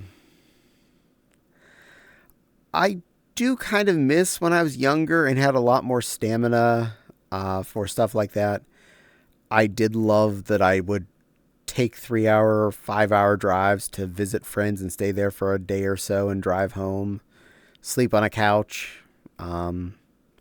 get to have fun with people that were away from me. But now that we're two of us, most people don't have a double couch or a spare bed, so it's a lot harder to double travel. And more of our friends are within a half-hour driving distance, so it's not that hard to, say, drive over to Wild's house or to Javi's house or my sister's house, visit for a little bit, and then drive home. There's nothing like, shackled keeping me in position while we're visiting any of those people. Even a few of the ones that are less completely super local, they tend to be within an hour or so drive. I've only recently started to add ones that I would love to see. I'd love to meet in person that are upwards of a few hours drive. Assuming that Aki's P.O. box is accurate to the same city that he does live in. He's about 3 hours south of me, and soon his partner Nanook will be moving there from South Africa, and that it's another person that I do enjoy watching on the Twitches. That I think, having watched them and chatted with them both, I feel like they're definitely compatible friends and would actually have a good time being with us. I would love to have that be someone that I take the time to travel and visit or offer crash space for in our house for them to travel and visit to. We do. One of the bonuses of owning a house like us is we do have a spare bedroom. So we can house a friend who's visiting for a couple of days from, even if just the south end of Indiana, up here in our humble abode. And obviously I like cooking, so I don't mind feeding people if they were to visit us.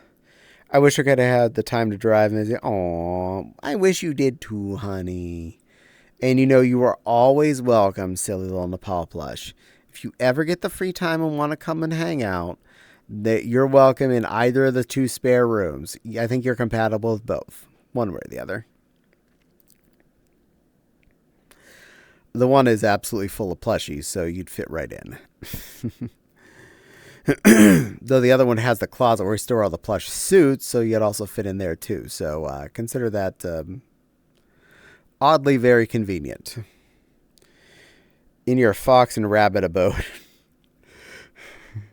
Well, we normally call the fox the lionwood, but yeah, I guess rabbit does fit us.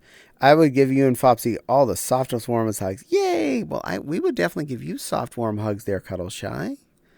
You're another person who's definitely welcome to the spare room if you ever want to visit. We love you too, Cuddle Shy. You're a very good Garbingle girl. Also, the bed in that room is a full-size bed, so not only would you fit there, but you and your other half could visit if you both wanted to travel.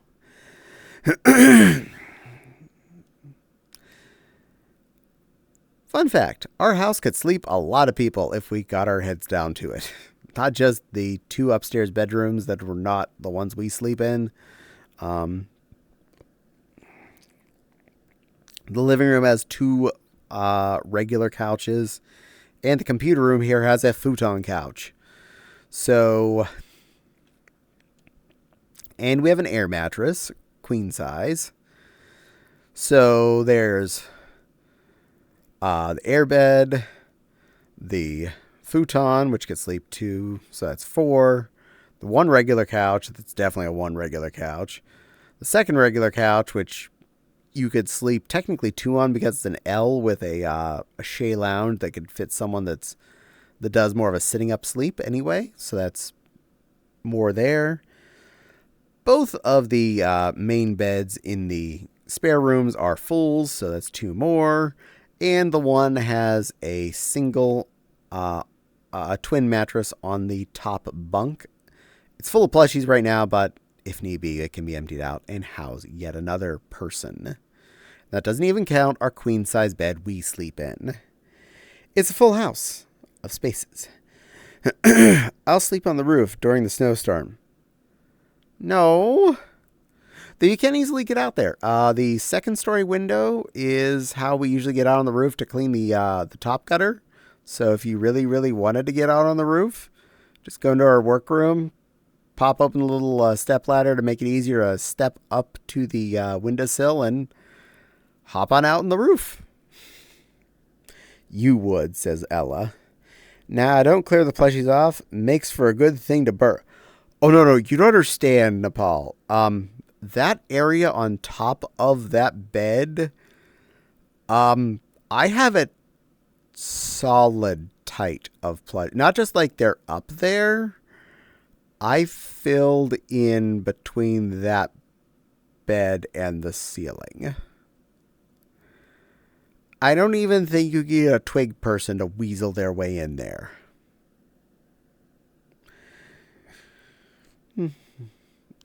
We really need to cycle through that and see what we don't actually want plushie-wise and send them off to the get a new home box. Because they've all been up there until I see you pick. Stand by what I said. Haven't we sent you pictures of that bed? Also, it's hard to see by photo how dense it is up there. Not all of the bed, no. Oh, well then I'll take a picture later and send you a picture. I can take care of that. Also bonus, most all of the comfortable rooms in this house have smart TVs in them, or smart ed TVs with Roku boxes.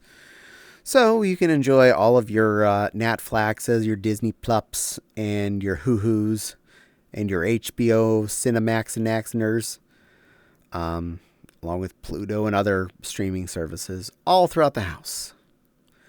You may enjoy. I somehow suspect you'd get your way there regardless. Just so you can be among the plushies. Silly children wanting to be all cuddled up in the plushie mound.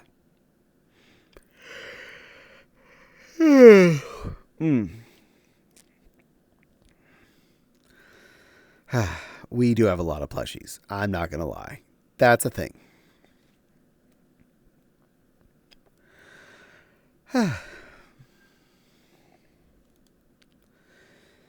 Mow.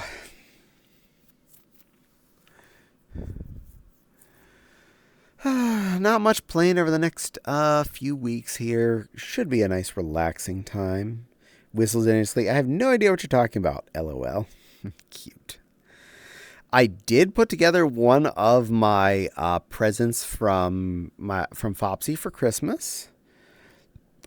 Me, a wizard, just gonna bring my VR gear and watch stuff in PCP in the Quest standalone. Aw, how cute. Well, we could hook you in with hardwire to a computer so you don't have to be standalone. We have spare hardware in this house, you know. I could jack you in the file server in the living room. I just need to swap the 1060 in there that's sitting on the desk, and I could definitely house VR capability for you. It's what I used to stream on anyway, so it's definitely valid. Heck, it even has more RAM than whenever I last used it. Just has less graphics card. It now has 64 gigs. I can use my phone to send tracker data to my headset, so I don't need shackled a PC for VR chat. Ah, nice. And I don't know how well that's going to work, but Nepal, you have to say in chat that you are a good girl. Ella has redeemed said item. I did assemble the not Lego airport set that Fopsy got me for Christmas. It is actually pretty darn nice. Well, no, I need access to your router's 5G channel. Well, we have that. You're welcome into it. Please enjoy your 5Gs.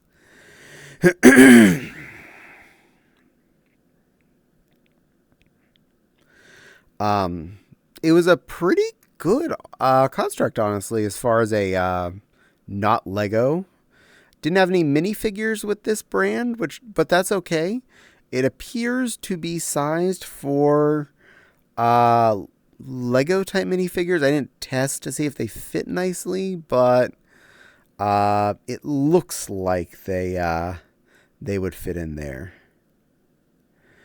In general, it would fit the aesthetic of being where the other Lego stuff was. The look and feel of the construct looked like it would coincide with my other Lego stuff. I use my virtual desktop and connect to my PC via Wi-Fi. Nice. Setting up a new Benoit Avi right now. All stance is in danger. Yay! Good work, Andy Cuddle Bun. I'm looking forward to this. Nepal says, I'm a good girl, Oella. I'm a good girl. Good work, Nepal. Good work. All stance looking like he's in jail or something, being all in prison while Cuddle Shy is giving danger. And Ella's giving little pets to Nepal for being a good girl. See, you get pets for being a good girl. Isn't that nice? All good girls get pets. That's how this works.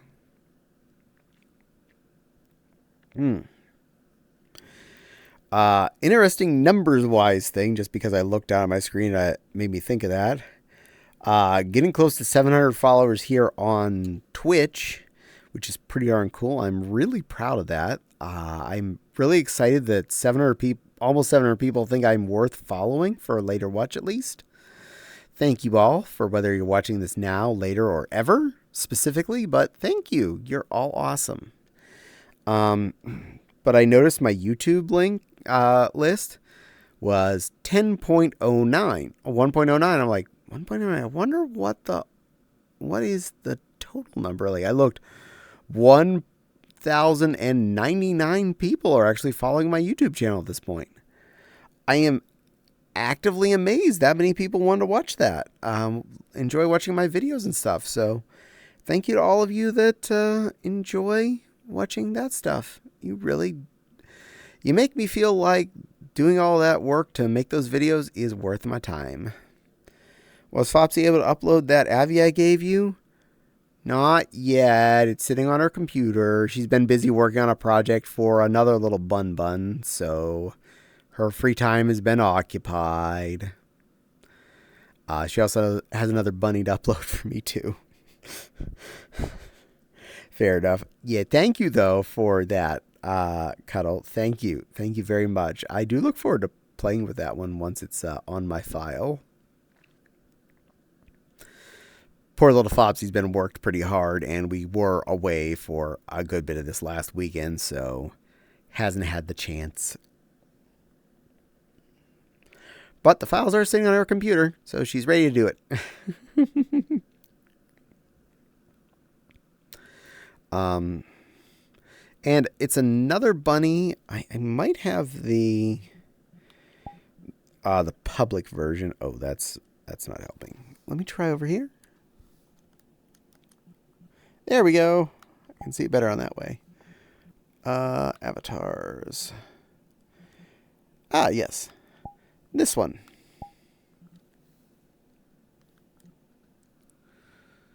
Ta-da! Once it loads.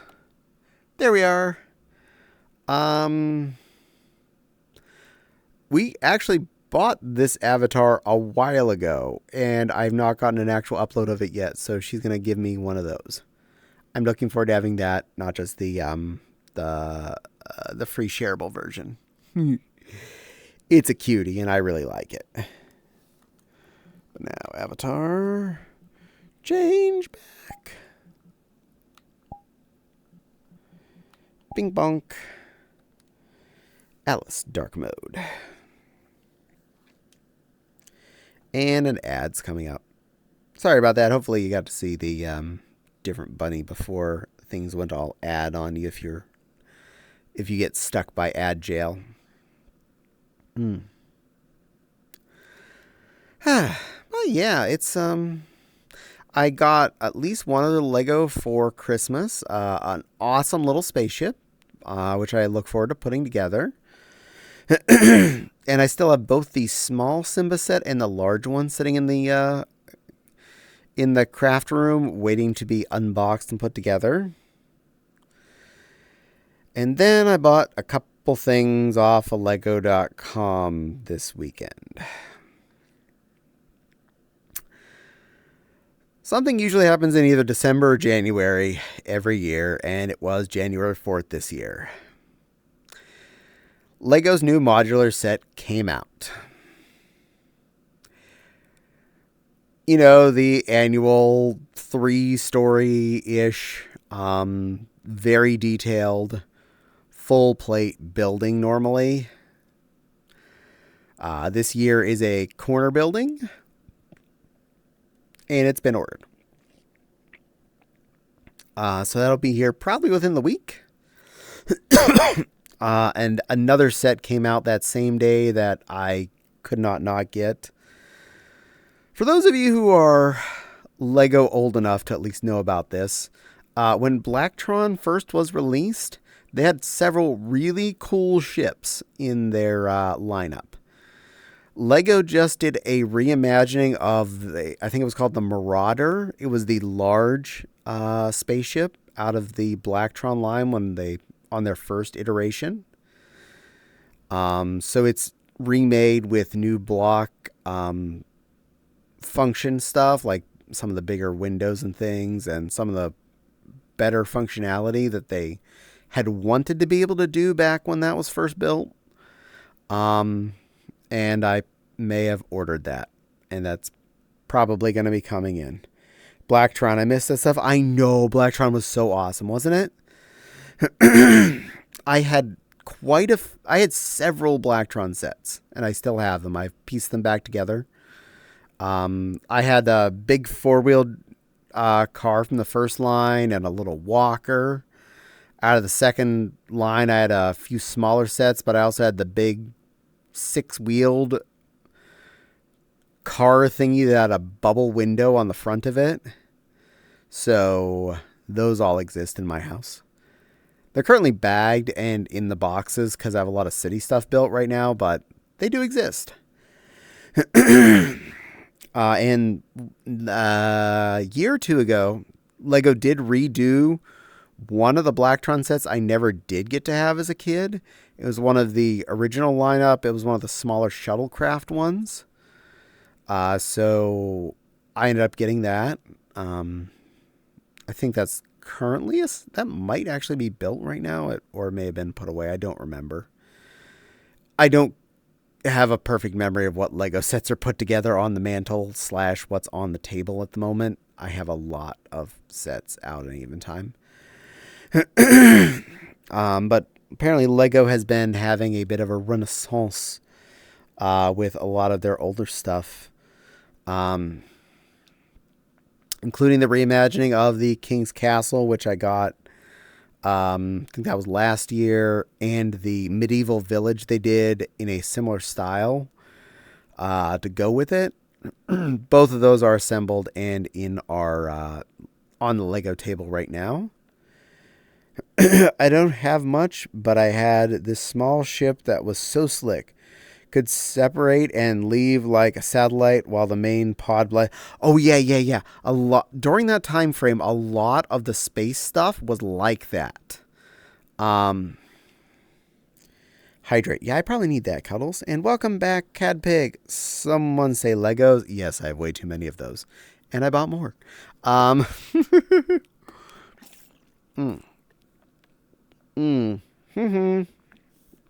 Thank you, Anna Cuddleshy. That was good water. And the irony is, the hand that actually is on is the one that I need to be able to reach to grab the water because it's on my desk to my right. Of course it is. None of the modular sets or any of the extremely large buildings are going to be taken down at any given time.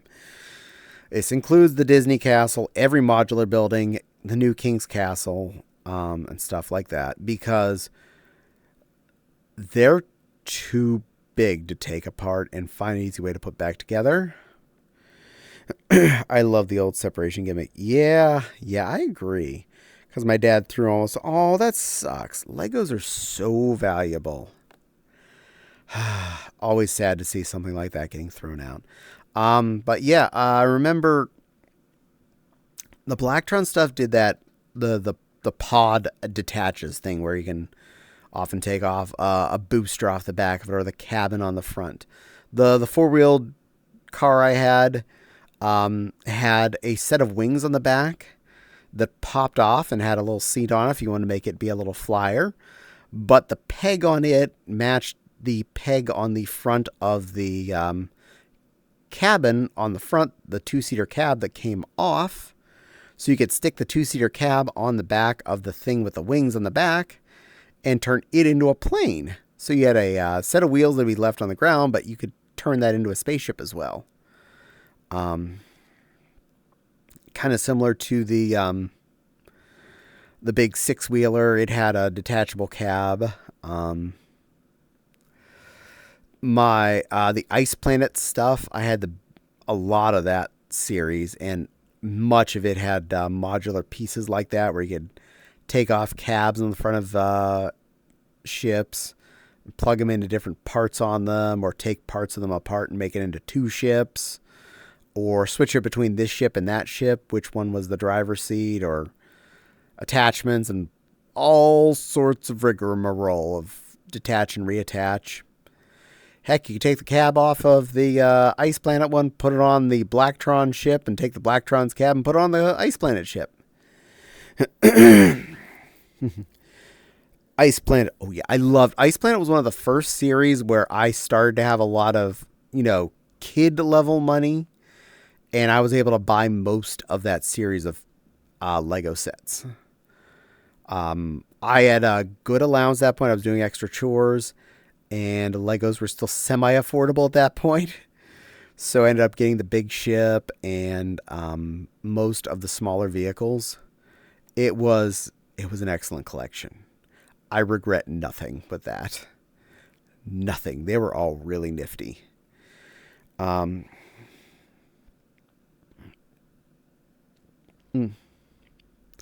The second line of Space Police was a little less modular than the first stuff and the Blacktron and Ice Planet, but they did have a lot of fun play feature to some of the stuff.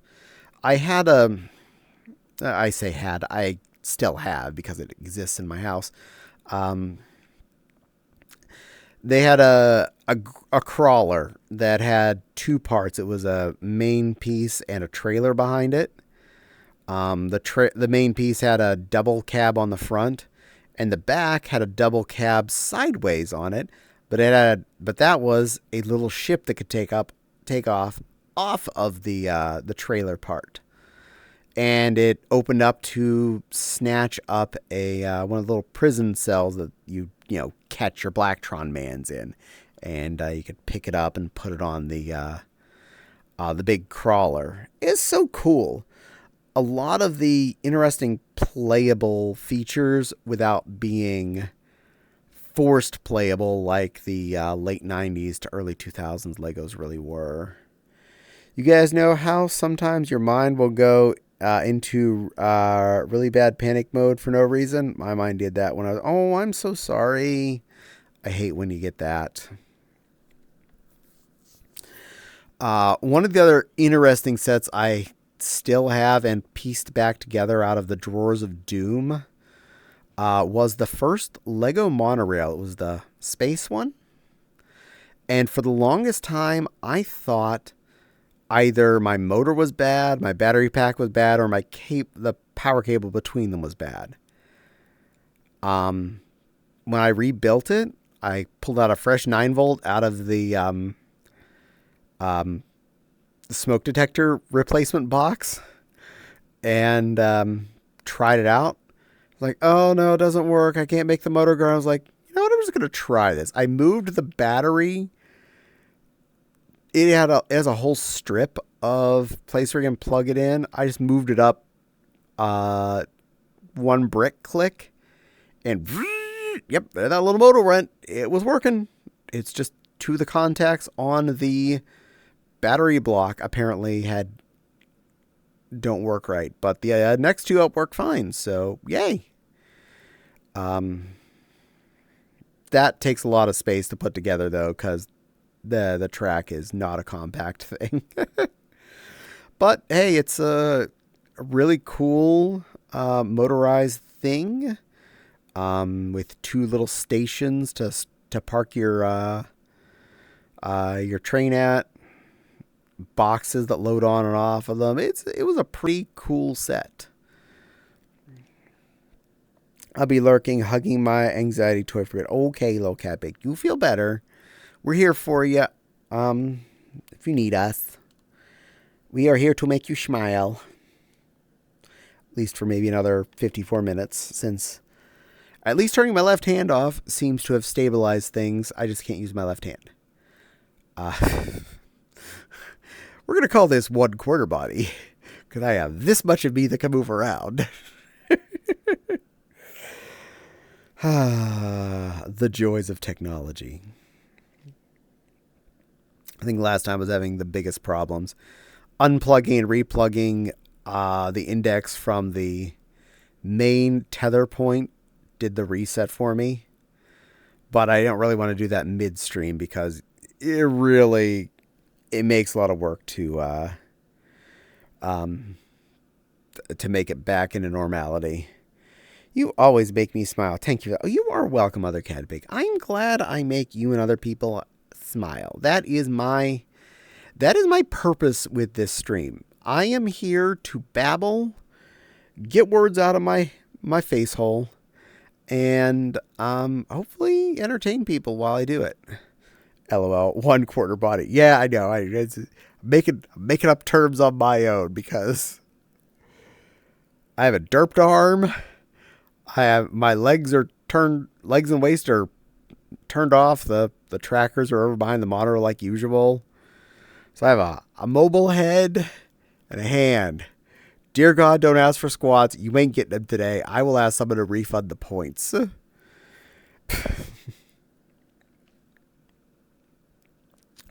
We are happy right now. I am this functional. We are not testing anything else.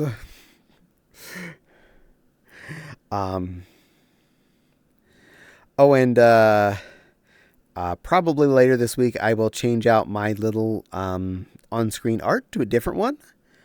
I can refund points if needed. Thank you very much, Nepal. I appreciate. The caddy on screen will be replaced with yet another caddy because, yeah, I need to cycle things. Oh, I can do the lammy dance. That's fair. There's only going to be one hand moving, Dorgan. I'll put that out there. I'm also doing squats because we're not going to do standing up and sitting down. I'm in a position. I'm physically here. We are good. I'd recommend not teapot because I would either have a handle or a spout. I would not have both. Probably a handle because my spout's usually my left hand because elsewise I lose my hand. I don't have the points though. Well, next time then. Lurk for now and you will gain points. And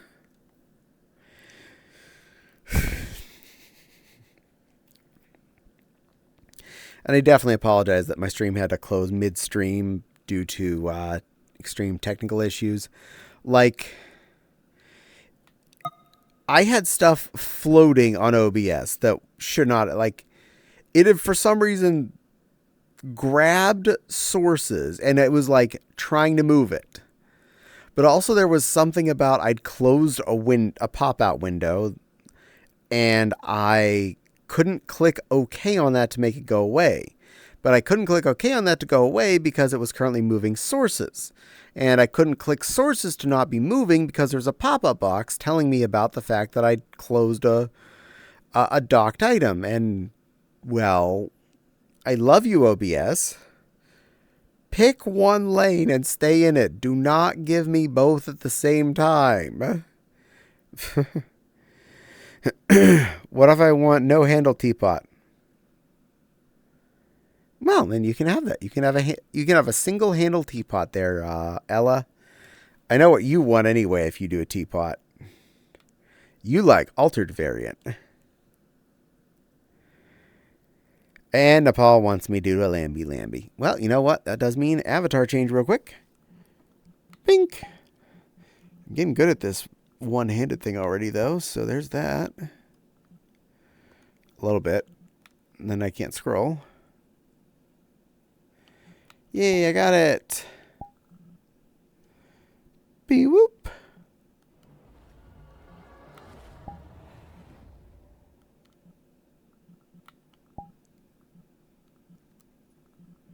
And upload it. There we go. Back to that window so I can switch back when I'm ready.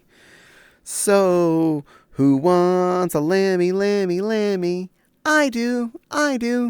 So go out and greet your mammy. Hi there. And stomp around the daisies. But don't you forget about your baby. Ella.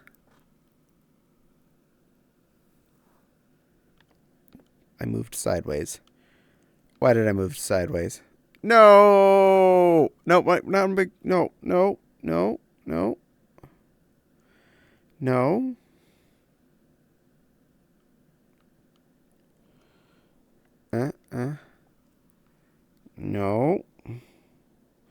Moving one stick is a lot harder than you'd think.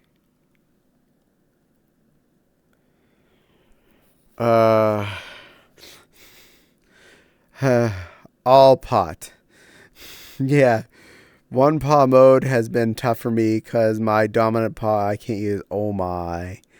And other cat pig is happy. Thank you, Nepal. What? What did I do? What I do? Why I get called out? Nothing. You're welcome, cat pig. Yay. Whoa, you get to be the baby today since there's no other babies on stream. So you're it. And other cat pig is giving hugs. Yay. I was wonder that also. Other cat pigs booping Nepal. Cute. All right, now. Pop on. Avatars. Switch back to Alice. Change. There we go. Waits for it to catch up. I'm in trouble, and I have no clue why. You're not in trouble, dear. You're definitely not in trouble. But I did turn on my other hand so I could reposition more effectively.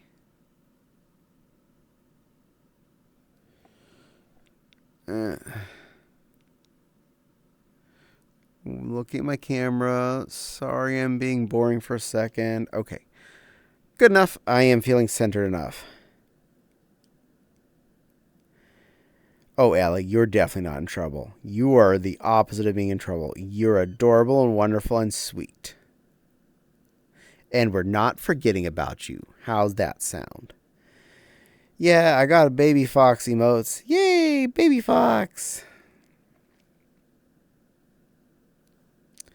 Hey. Hey, what? Hey. Well, I'm not forgetting about you, Ella. Why would I want to forget about you? I love you, Ella. You're a good little cybernetic creature that decides to look like a kitty most of the time. Other cat pigs give him pause. I'm looking at you. I'm looking at you too. And you're cute. Confirmed. Ella is cute. Yep. I'm going to stick with that. I'm in trouble. Why are you in trouble? You're not in trouble. You're the opposite of in trouble. You're a sweet little snuggle puff. Fish for all. Yay, fish. I mean, I hope you're looking at Caddie. You are watching the stream, right? I don't know. You're not in trouble. Ella, you're a well-behaved sweetheart, and I love you just the way you are.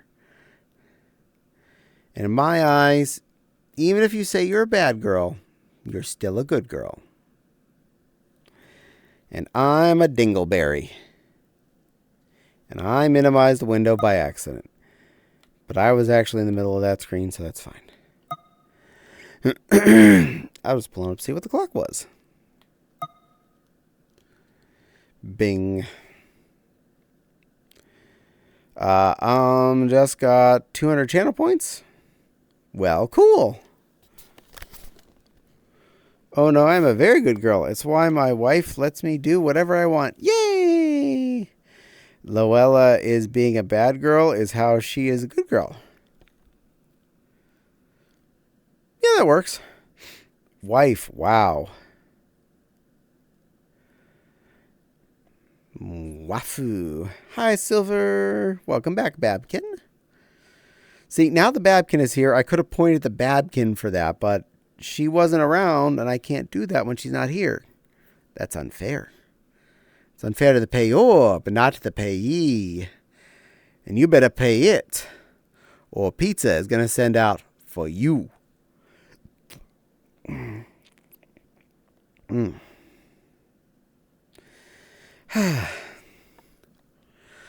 So if anybody has, say, 6 friends they want to mention that they could follow me, that would round off my 700 mark. That'd be kind of neat.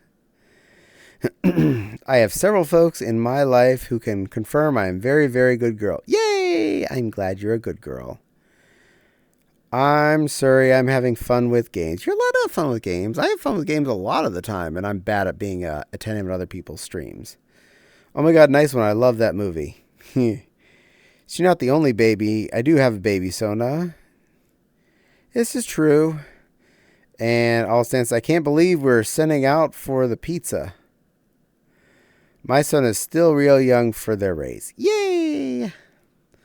But I'm not going to claim to be a baby. I'm the grown-up here. I'm a big bunny. Big bunny at the moment. And otherwise, I'm a big lion. Or a big Nova Beast. Or a big whatever I am at a given time. Big. I'm a growed up. All growed up. All growed up. Very big. Not small. 100% not small. They live for like thousands of years. Nice. So Caddie's a baby. Got it. Nope. Nepal says, you're the grown up and I'm the plush. I could be down with that. I need to get back to streaming. I even overslept today due to depression. I just didn't want to get out of bed, so I slept extra. Aww. Well, I hope you enjoyed your sleep at least. I hope it helped. Ella's going LOL. I'll admit, Saturday night, I put on one of my absolute most comfortable pair of jammies.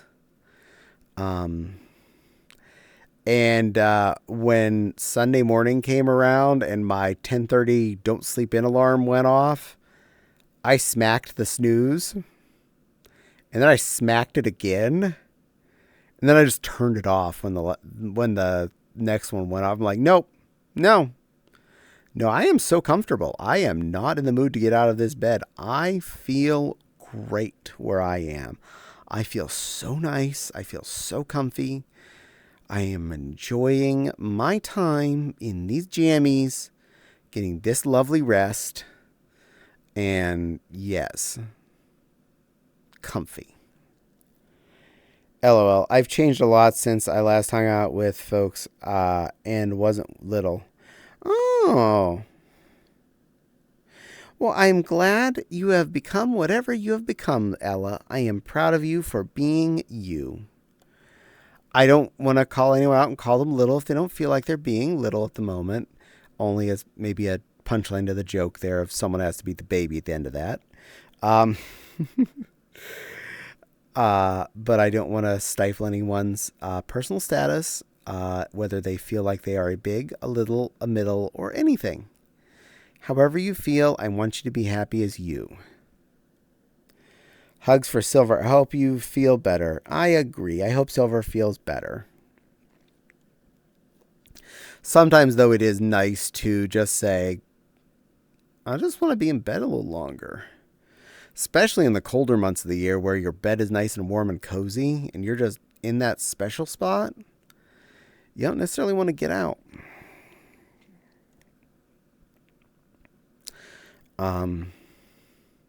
Speaking of the specific pajamas that I was wearing, I did wear them once on my YouTube on Caddie. Look for something with the word mermaid in it. That would cover it.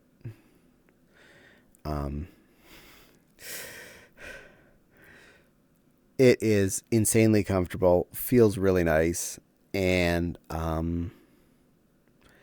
did not want to get out of bed. Wanted to stay. I don't like oversleeping as just a way. I can understand that. As an adult, I do set an alarm on weekend mornings to get me up at 10:30. As I allow myself a little sleep in, but not too much normally. But that's more of a guideline than a hard, fast rule. Because if I'm really feeling it, I will take that little extra sleep. I will stay in the bed. Mentally, I'm still young. I have no clue how to think like an adult or act like one. This is fair. Ooh, yes, cozy bed with comfy blanket and several large plush on you. Yeah, exactly, Nepal, exactly. Silver, I'm with you there. Vincent be snuggly and waggy. Hon, I'm 40, and I can say that no adult knows how to act like an adult. This is true. You are young and beautiful, sweethearts. No, I have my girlfriend who we call each other wife, and I have a mummy now. Got 2 pets, furries, not animals, and various friends with meaning different things per friend. I can agree on that. I can definitely say I have enough of a strange family tree that doesn't meet up normally. Like I have a brother, but his mother character is my aunt, not my mom. And I did claim my mom character's mom character as my grandma, and she giggles at this, and she's okay with it. It's like, fine, I'm making a tree out of this family tree in some way, shape, or form. You're grandma now. Just deal with it, Miss Monkey. Yes. Acting like an adult. We are things kids say to each other because as a kid, you're in a hurry to grow up because all the adult things sound cool, like alcohol and going to strip clubs. Yeah. I heard other people say this, and I will wholeheartedly agree. When you're a kid, you look at all the adults, like your parents and your grandparents, you think they have it all together. They understand adulting. What are those? Adult things. And then when you become an adult, strip clubs are overrated. I can agree on that. I can see enough nudity online. I don't need to go see it in a smelly place. Not me. I was in no hurry to grow up when I was a kid. This is fair. But when you become the grown-up yourself, you hit 20, 21, 22. You're out of college. You're at least trying to get out on your own, if not getting out on your own from living in your parents' house. And you realize you don't just magically understand all this stuff when you turn 18 or 21 when you're legally an adult. You still don't get anything. You still need help with stuff. And then you go ask your parents, you find out they don't understand everything either. And they're still asking people for help. And they're still asking their parents for help. And their parents still don't understand everything. And they're asking other people for help with that stuff. And it's just a chain of events of where no one's an adult. We're all just kids pretending to be adults, just with slowly moving hairlines and waistlines. Is there a plush clubs? We can make one. Managing money and doing chores with no one beating down my neck was what I wanted as a kid. Yeah. Adult? Yeah. When you become an adult, you realize just how much stuff your parents were just making up as they went along. Exactly, Nepal. 100% exactly. And I don't know what this adult thing is either, Vincent. I have yet to figure it out. I was a weird kid, LOL. There is a romanticized version of a gentleman's club in my head, but I would find that experience doesn't match fantasy. Meanwhile, in VRC, someone will just give me a lap dance if I asked. True dat. And Vince says, me either. When I was a kid, I unfortunately did have to grow up fast because Dad worked and then went to Grandma's house almost every day until late in the evening. Mom got a job when I was like 10 or so. I think it was earlier than that, actually. And my sister had a boyfriend and would go hang out at his house most of the time. So I was home alone. I learned how to cook dinner. I learned how to basically... I wasn't the bill payer or anything at the house, but I was the one who managed the house functionally. I was mostly the chores around the house, cleaning, doing the dishes, cleaning the bathroom, vacuuming the floors, cooking dinner. I was effectively house kid. So I had to learn young how to cook for a household that may or may not show up for dinner. Grandma fed Dad every day because he worked next to her house, and then he'd go over there and see her after work, and she'd put food on his plate, whether or not we had food at home waiting for him. And then he'd go in the living room and watch TV with them and not come home for several hours because they were just watching TV. Why would he need to come home to watch TV there? He's got TV in a comfortable spot. Till one time Mom complained that she's cooking dinner for him every night and he's not showing up, or when he does, he's not hungry. And he's like, oh, well, yeah, I ate a little something. Yeah, Grandma fills you up. Wait, you can have lap dance in VR chat? Yes, tease innocently. Would you like one later? Maybe when my stuff's all working a little bit better, I can help you with that. I got you going for the night, everyone. Thank you for a great stream. You're welcome, Mother Cat Big. Rest well. And yet ended. I had 2 people give me them. Yes. Kind of need the full body tracking to be convincing. And I do have that. I would like to have more than quarter body for that part. So we'll wait till I at least reset my cable and check for updates.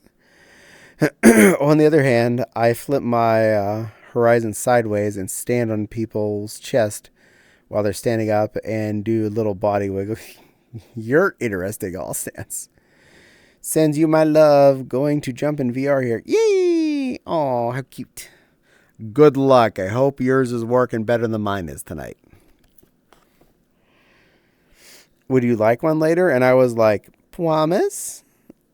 Yeah, if you'd like, honestly. All stands, you're on the short list of I would definitely do that. Oh yeah, I'll stop living in denial. I'm autistic, and I have found what my actual personality is beneath this mask I preferred being. Took becoming a proper switch for me to find out actual personality, though. This is fair. I am glad you are better finding out your own self. I know, even when you sometimes think you found everything out, you find out new stuff, and that's not a bad thing. Heck, I thought I had me all figured out when I got out of high school, and I slowly figured out I was wrong.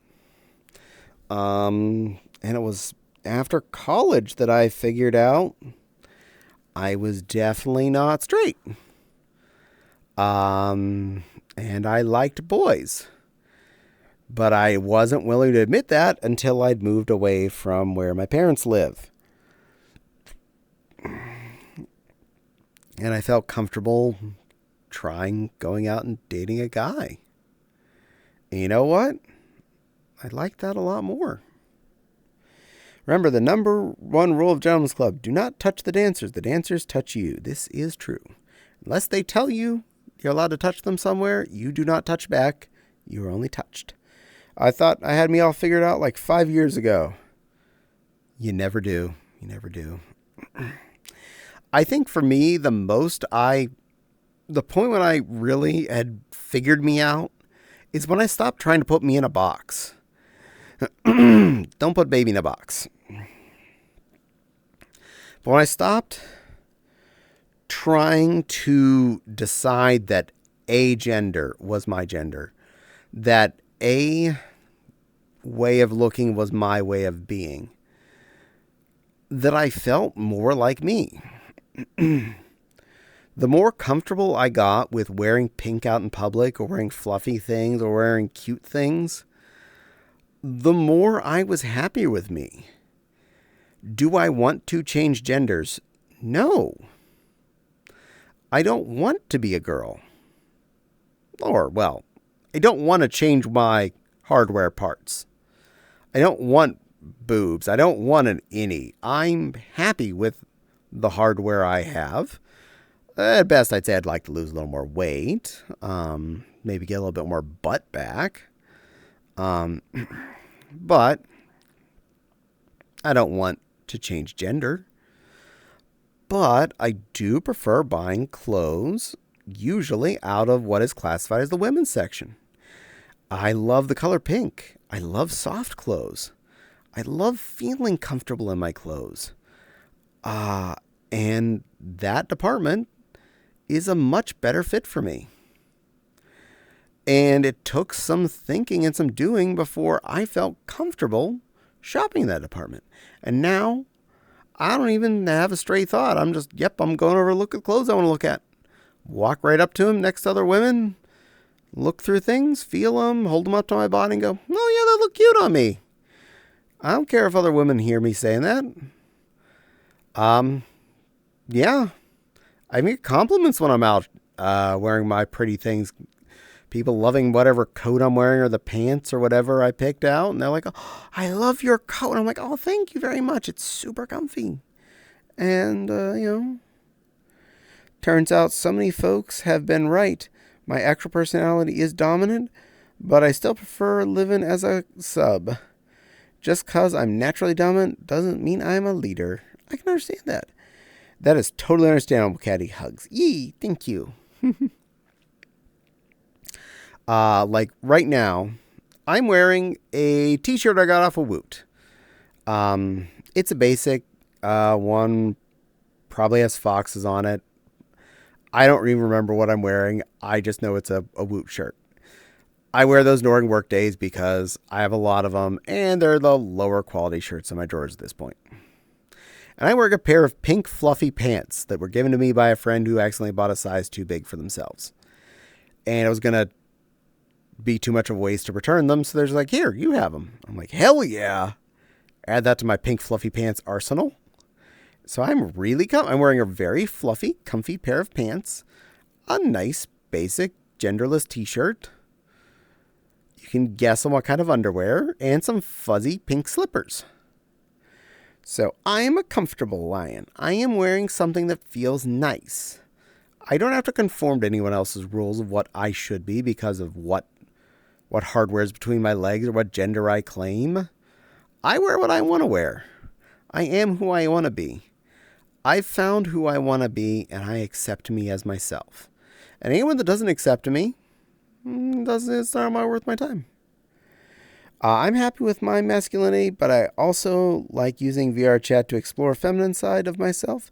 And I have comfortable places to explore that side. That is good, all sense. I am glad you can do that too. I like that you're running on hardware. I am, Beta Mink. I am. My wife's femboy, and it's just a me thing because of the stuff that's happened between us that I call her, she, her. You know what? That is fair. Honestly, when it comes to pronouns, I will use whatever pronouns another person feels the most comfortable with, and I do my best to comply with. But for me, I always ask for use either he, she, or she, her, or he, him. I don't care which. Whatever you feel best represents me in your mind, use that. Will I admit that one of them makes me giggle more when someone uses it? Yes. Yes, one of them definitely makes me giggle more, and you can probably guess which one. But I don't look at it as I need to be a different gender. I'm just me, and you can call me whatever me you want to. I'm not a gender. I am both gender. I consider myself whatever I need to be. I consider myself compatible. I'm not neutral gender. I'm accentuated gender. I am all of it, all at once. I'm not trying to disguise that I'm either male or female, or am I trying to accentuate just one? I'm accentuating everything. I have a lot of very masculine things I do like to wear sometimes, like my Mewtwo leather jacket. And I have a lot of pretty fluffy things. My new pink fur winter coat that I got this year. I am whatever gender you want to see. Whatever you like to express me as in your mind, that's what I am to you. And I'm 100% okay with that. I've been going with she, her for myself lately. Those ones always hit different. Been becoming more okay with he, him too. This is fair. Caddie, your gender is cute. No. My gender is Caddie. My gender is Caddie.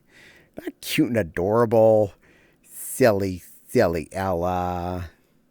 I'm not cute or adorable. I'm a garmingle bump. I'm a dopey bean. I'm nothing to look at. But I'm happy the way I am. And that's the important part. And besides playing a lot of Borderlands over the next few weeks, I definitely have a lot of Lego building to do. I did the only one that is very time compliant out of my stack. It was the only non-Lego, which means it's not sorted by bag sets. Most modern Lego is sorted into like a few steps. A short set of steps is bag 1, and then a short set of steps is bag 2, etc., etc. So I can stop on most any modern Lego set to reasonable sizes. Whereas the off-brand Lego, everything is just in bags. Good luck. Not sorted, even in any remote logical sense. You're going to find stuff everywhere. In fact, some pieces are in 2 different bags. They'll be the same piece, but there'll be some in this bag and some in that bag. For some reason, there's only one in this bag. We're not telling you why, but there's one in there. Everything you said to try and argue you ain't cute or adorable just proves you're cute or adorable. No, but why does that prove? I don't follow your logic, Ella. You're a silly girl. You're a silly little wolf. You're just a little silly girl, and I'm me. I'm a dopey head. Agreed. You don't have to agree, Paul. Why are you agreeing with Ferna, Paul? You're a plushie. You're supposed to agree with me. You're my plushie. Or am I your person? I don't know how this game works anymore.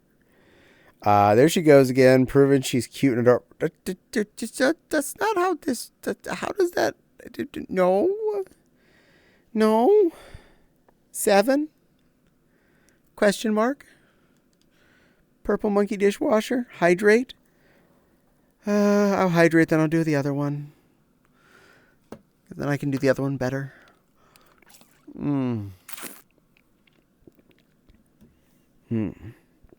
That's exactly how this works, Caddie. All right, all stands. I did hydrate, and now I will say it. I am a good girl, all stands. All stands, I am a good girl bunny. I'm a very good girl bunny. I'm a good girl bunny that likes to make other bunnies like, All Stance smile real big, especially when we snuggle up with them and give them cuddles and pets and kiss them and let them know they're good boys while I'm being a good girl. Yeah, I love to be all close and soft with little All Stance bunnies and being a good girl and telling them how much of a good boy they are. Isn't that right, All Stance? You like when I call you a good boy. You like when I'm snuggling up being a good girl with you, right? Right. There we go. That is all complied. I got you. I got you.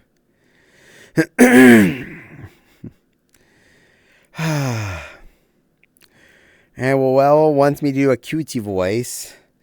Okay, cutie voice has started, and you want me to do the version of Teapot you like. And All Stance got all blushy. Imagine All Stance melting right now. I know he is. So, Ella, as per your request, I'm a little teapot, short and stout. Here is my handle. Here is my handle. Ah, shit, I'm a sugar bowl. There you go. I knew what you wanted. I am a compliant Benoy. I do what you like. Yes, you smiling. But All Stance, did you enjoy your good girl? Was that good girl adequate to your requests? And Ella, I know you like. Yeah, there you are. You're such a sweet sugar bowl. You are. Meow, meow. On a fun kitchen fact, I don't actually use a sugar bowl in my kitchen. I do use regular sugar when I'm making tea, but I don't put in a sugar bowl. I actually have the 10-pound bag of great value sugar on the counter next to the teapot, and just have a spoon in it and a pinchy on the top to close it. So yes, I don't use a sugar bowl. Though I technically do own a sugar bowl, it is part of our China set, our monogrammed China set that I inherited. I have a monogrammed China set with both of our last name initial on it, which includes both. It includes a sugar bowl, a gravy boat, a cream pour, all of the stuff. And a series of plates and bowls and cups of all the sorts you need to go with everything for service for like 8. And a bunch of serving plattery things. Yep, we have nice china. I squirmed, thanks. Good, I'm glad we made you squirm, All Stance. Yeah, I figured. Yay! My wife makes me be like this. Good work, Ella's wife. Good work. I appreciate your wife makes you feel all squirmy wormy and cutie woody. 'Cause you are also squirmy wormy cutie woody, little Ella. I know you are. And All Stance is good at getting a little squirmy wormy. You like feeling all special when our little bunnies, especially bunny ladies, take the time to tell you how pretty you are and how soft you are and how cuddly you are and how much we love to kiss you and hug you and hold you close, pet you and stroke you, play with your cute little bunny tail and stroke your long soft ears, run a single digit up from your nose up the bridge of your face, pet your pretty little cheeks and play with your cute hair, and give you all the snuggles and warm cuddles and make you feel all bunny-rific and nice. Pretty sure we're good at that. And I know at least one other bunny that loves doing that to you. Mummy does that to me too. Good girl, Mummy. Hey, watch me melt the rabbit. Watch me melt. Do it again. Caddie, probably. I'll say it's no. I feel like there's AOE damage on this. Probably. All Stance is giving Creeper a explode face. Did I blow you up, All Stance? Did I do a good job? I'm sure I did.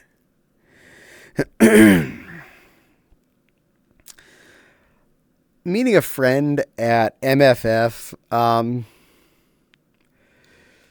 I learned something very important about both him and myself because he put into words. Yeah, I can be a tease and be married. Do you know why? Because there's no consequences anymore. You're not trying to win the game. You're not trying to complete the mission. You are simply able to get out there and be a tease without any restraints. And I was like, yeah, that's probably why I'm better at it. Because I have partner of life and I am no longer feeling restricted. I can always know I have what I need. And therefore, everything else is a game, a fun game, a game I obviously like to play. And I'm good at. Why more flustered the more wholesome I talk? I don't know. Am I helping? And apparently all Stance is trying to naughty blush, but it is failing on my end. I just get the words naughty blush, naughty blush, naughty blush, naughty blush, naughty blush. I am guessing that's supposed to be one of Naughty's icons. Is it like a 7TV one or something? Because I don't have 7TV on. I did for a short period when at least a couple streamers I know that were starting to use 7TV for some of their emotes. But it kept giving me trouble, so I had to turn it off. I will not confirm nor deny if I am part of the AoE damage. I'm okay with this. I'm just getting the words also. Yeah. Means it's probably a 7TV if you don't have that installed either. Or All Stance no longer had Naughty subscription and thought he did. I don't know which. I ain't checking in on this stuff. It's not my job. All I know is All Stance is lovely. No, Twitch is gaslighting me to think I still have naughty emotes, but I forgot my gift sub ran out. Oh, okay. So we're just going to blame Twitch today. Stupid Twitch. Taking away All Stance's emotes. How dare. How very dare. It just means I need to figure out whenever you're watching Naughty and make sure you get a gift sub. I mean, nothing. Nothing. I wouldn't do anything.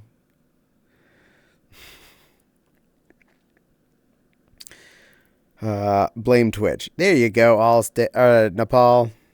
That's the answer. Blame Twitch. I blame Twitch all the time. Currently, I blame Steam and VR Chat for my problems. Because everything was working on last Monday. And did I come on any other times? I might have come on during the week once after last Monday's stream. I didn't go on Saturday night because we were out till late and I was definitely not feeling like putting a headset on when we got home.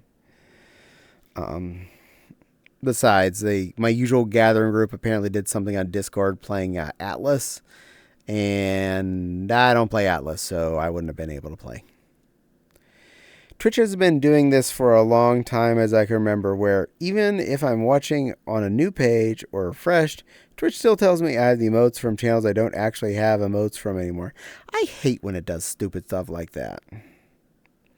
I've even had that happen, like, say a day after I lose a subscription.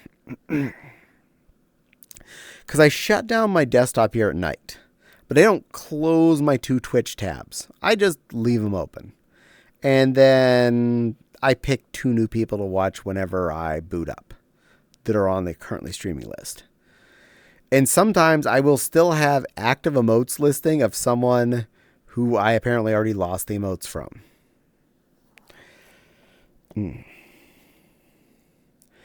Sometimes refreshing makes them go away or come back if I say lost or gained a sub, but not always.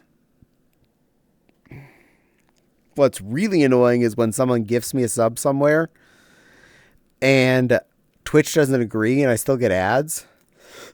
I'm like, but I have the paid version of this streamer today. I actually should be good. And it's like, no. You get an ad. Stupid ads. Stupid ads. You're stupid and ad-like. But they do pay me money, so I can't complain too much. I like the ads in that respect. I like I have only one power meter for my controller in the menu now, because one of them's still turned off. I am not turning it on, though. I keep thinking, I'm going to turn it on just to see if it's better. I'm like, it's not better. You know, one of two things really has to happen. It's going to be either updating VR chat or plugging and unplugging the headset altogether. I'm hoping it's just the plugging and unplugging thing, because sometimes that resets everything and it reestablishes life. I will actually log back into VR chat after stream, after I try both these things, just to see if it's going to behave. I'm hoping. If not, I'm waiting for another update to have my left arm be a functional thing again.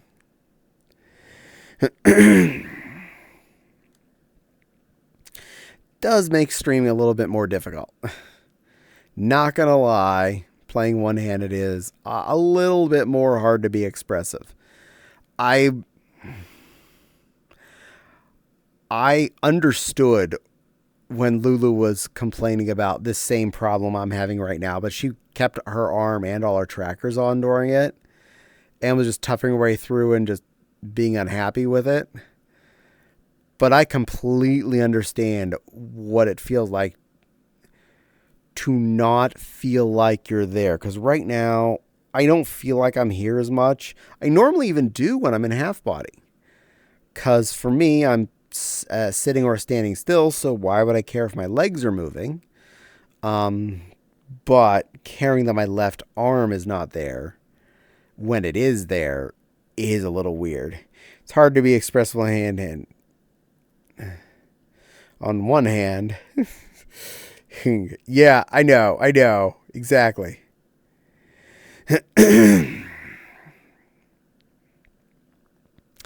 Very exactly. That whole statement, stopping on one hand. But on the other hand, stairs where other hand goes.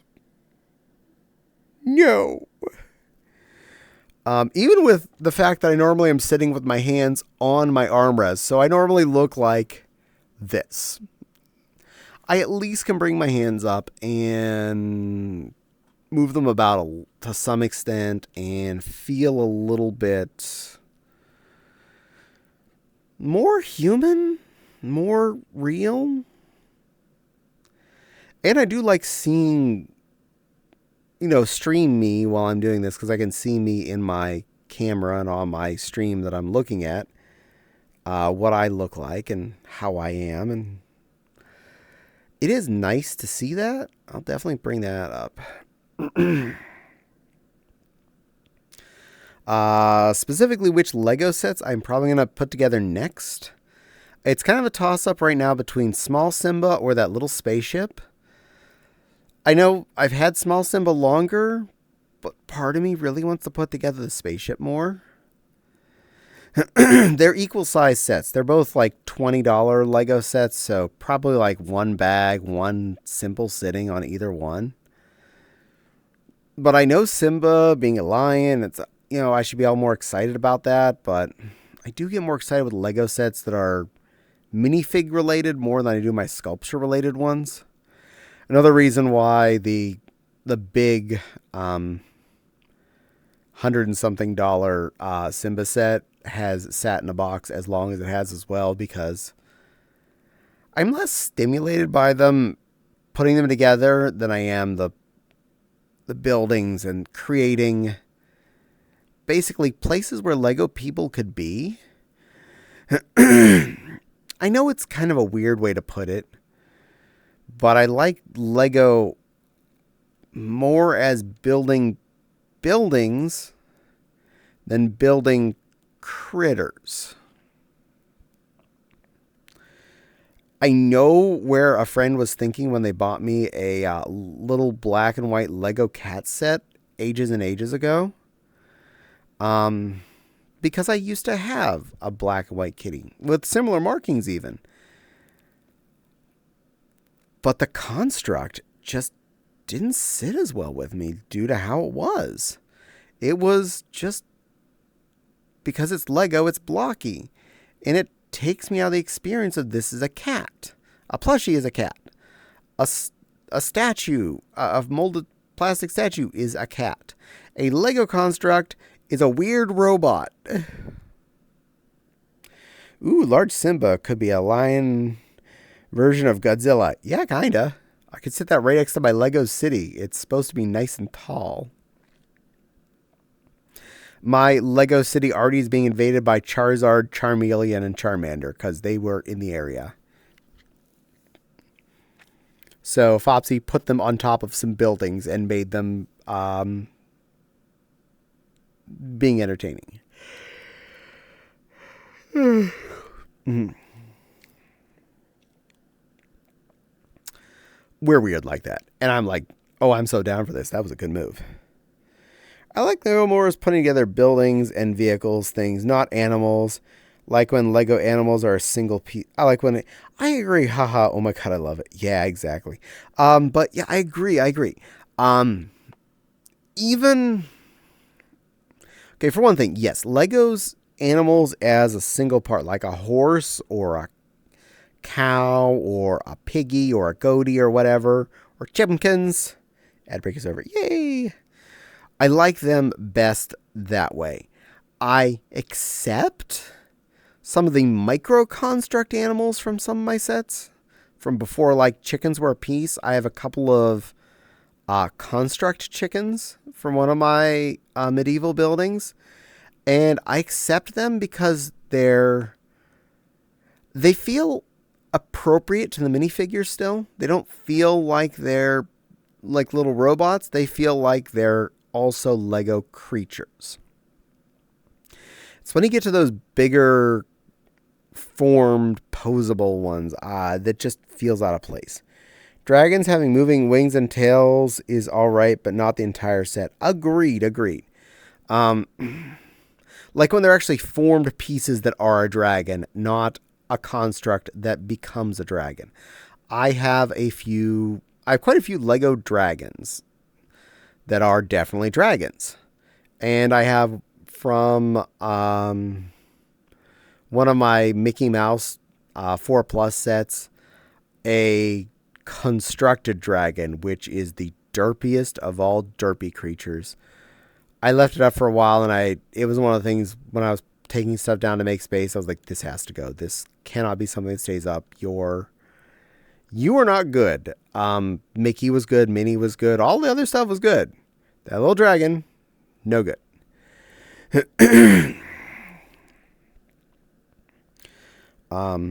Yeah. Weird how that is. I'm glad we're on the same page there, Ella. I'm glad. One of my little quests as a kid was I did rescue from people who were getting rid of Legos, all of their Lego horses, especially to increase my cavalry for my Lego castle sets. And whenever possible, if I'm buying part sets online for reasons unknown, if they have a horse, I consider that a major bonus to my my Legoland. When I was doing my Castle Wall expansion project, where I was actually buying Lego Castle Wall pieces to add to more of the 80s to early 90s Lego Castle Wall, one of the packs I got of not a complete castle had a horse inside. I was like so excited by that. Also, it had the one piece that had gotten lost over the years from my Black Falcon's Fortress. The peak of the roof, the little pointy piece, was missing, and I'd replaced it with a cone from a spaceship, and it's not the same because it's not square. I finally was able to replace that. But yay, I got an extra horse, as well as, I think it was 7 total wall chunks I made to just make more of a giant loop of wall if I want to with my castles. If others enjoy the build animals, though, I am glad that I agree. I'm not going to say people can't have these things. The only reason I got Simba is because it's Simba. Okay, that's it. That is a Lion King thing. Same reason I'm buying Mufasa when it comes on a disc. It's a Lion King thing. I'm not going to not buy it. Flat stop there. But yeah, if people like making the flowers or the like the architecture sets where they're like super miniature versions of giant buildings or whatever that are really accurate, by all means, I know people that really enjoy those sets. Those ones aren't so much for me. I'm a big fan. My biggest thing for Legos is stuff that the minifigures are scale to and make sense with. Castles, spaceships, apartment buildings, all of those sorts of things. Cars, trucks, airplanes, definitely airplanes. Airplanes are high on my love list. And boaties. Boaties.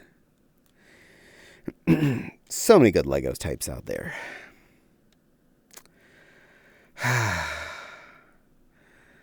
Well, kids, unfortunately, it is after 11, and I should wrap up. Having fun, even if I am doing it one-handed. But let's see where we're going to send you all off today to enjoy life. Who's actually on that I haven't raided to in a while that I feel like would fit the mood? That gonna fit the vibe.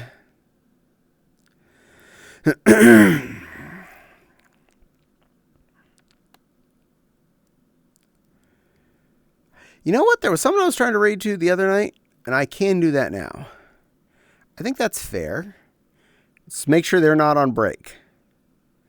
Yep, they're not on break. Okay, I got a plan, guys. I got a plan. I'm going to do this. Thank you so much for spending time with me tonight. Remember, I stream every Monday nights from 7 p.m. to 11 p.m. Eastern. I also do random Borderlands streams throughout the week. I'm trying to do more of them and make them longer. So if you want to see more of that, I even do those potentially later because it's a lot easier to get out of that than it is to get out of this. Of course, I have a YouTube channel, which I've mentioned before. We have Discord, exclamation YT, exclamation Discord.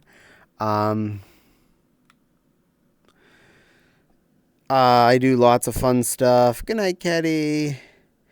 Highly accurate buildings are also good. Coffee loot. Thank you for thank you for doing all those things. Take care, good Garbingo girl. Thank you, Cuddle Shy. Thank you, Inakosha. You be good too. Highly accurate buildings are also set at minifigure size. Yes, that's why I buy the modular building every year. Looking forward to that. Beta Mink says, and a happy 12th, y'all. Happy 12th? Happy 12th. And good night, Caddie. Good night, Silver. And good night. I'll see you again next time. You be good, and I'll see you here. Till then, be awesome, everybody. Stay fluffy. Stay good to yourself. And remember, Caddie loves and appreciates every one of you. And be good to this little red panda you're about to go enjoy.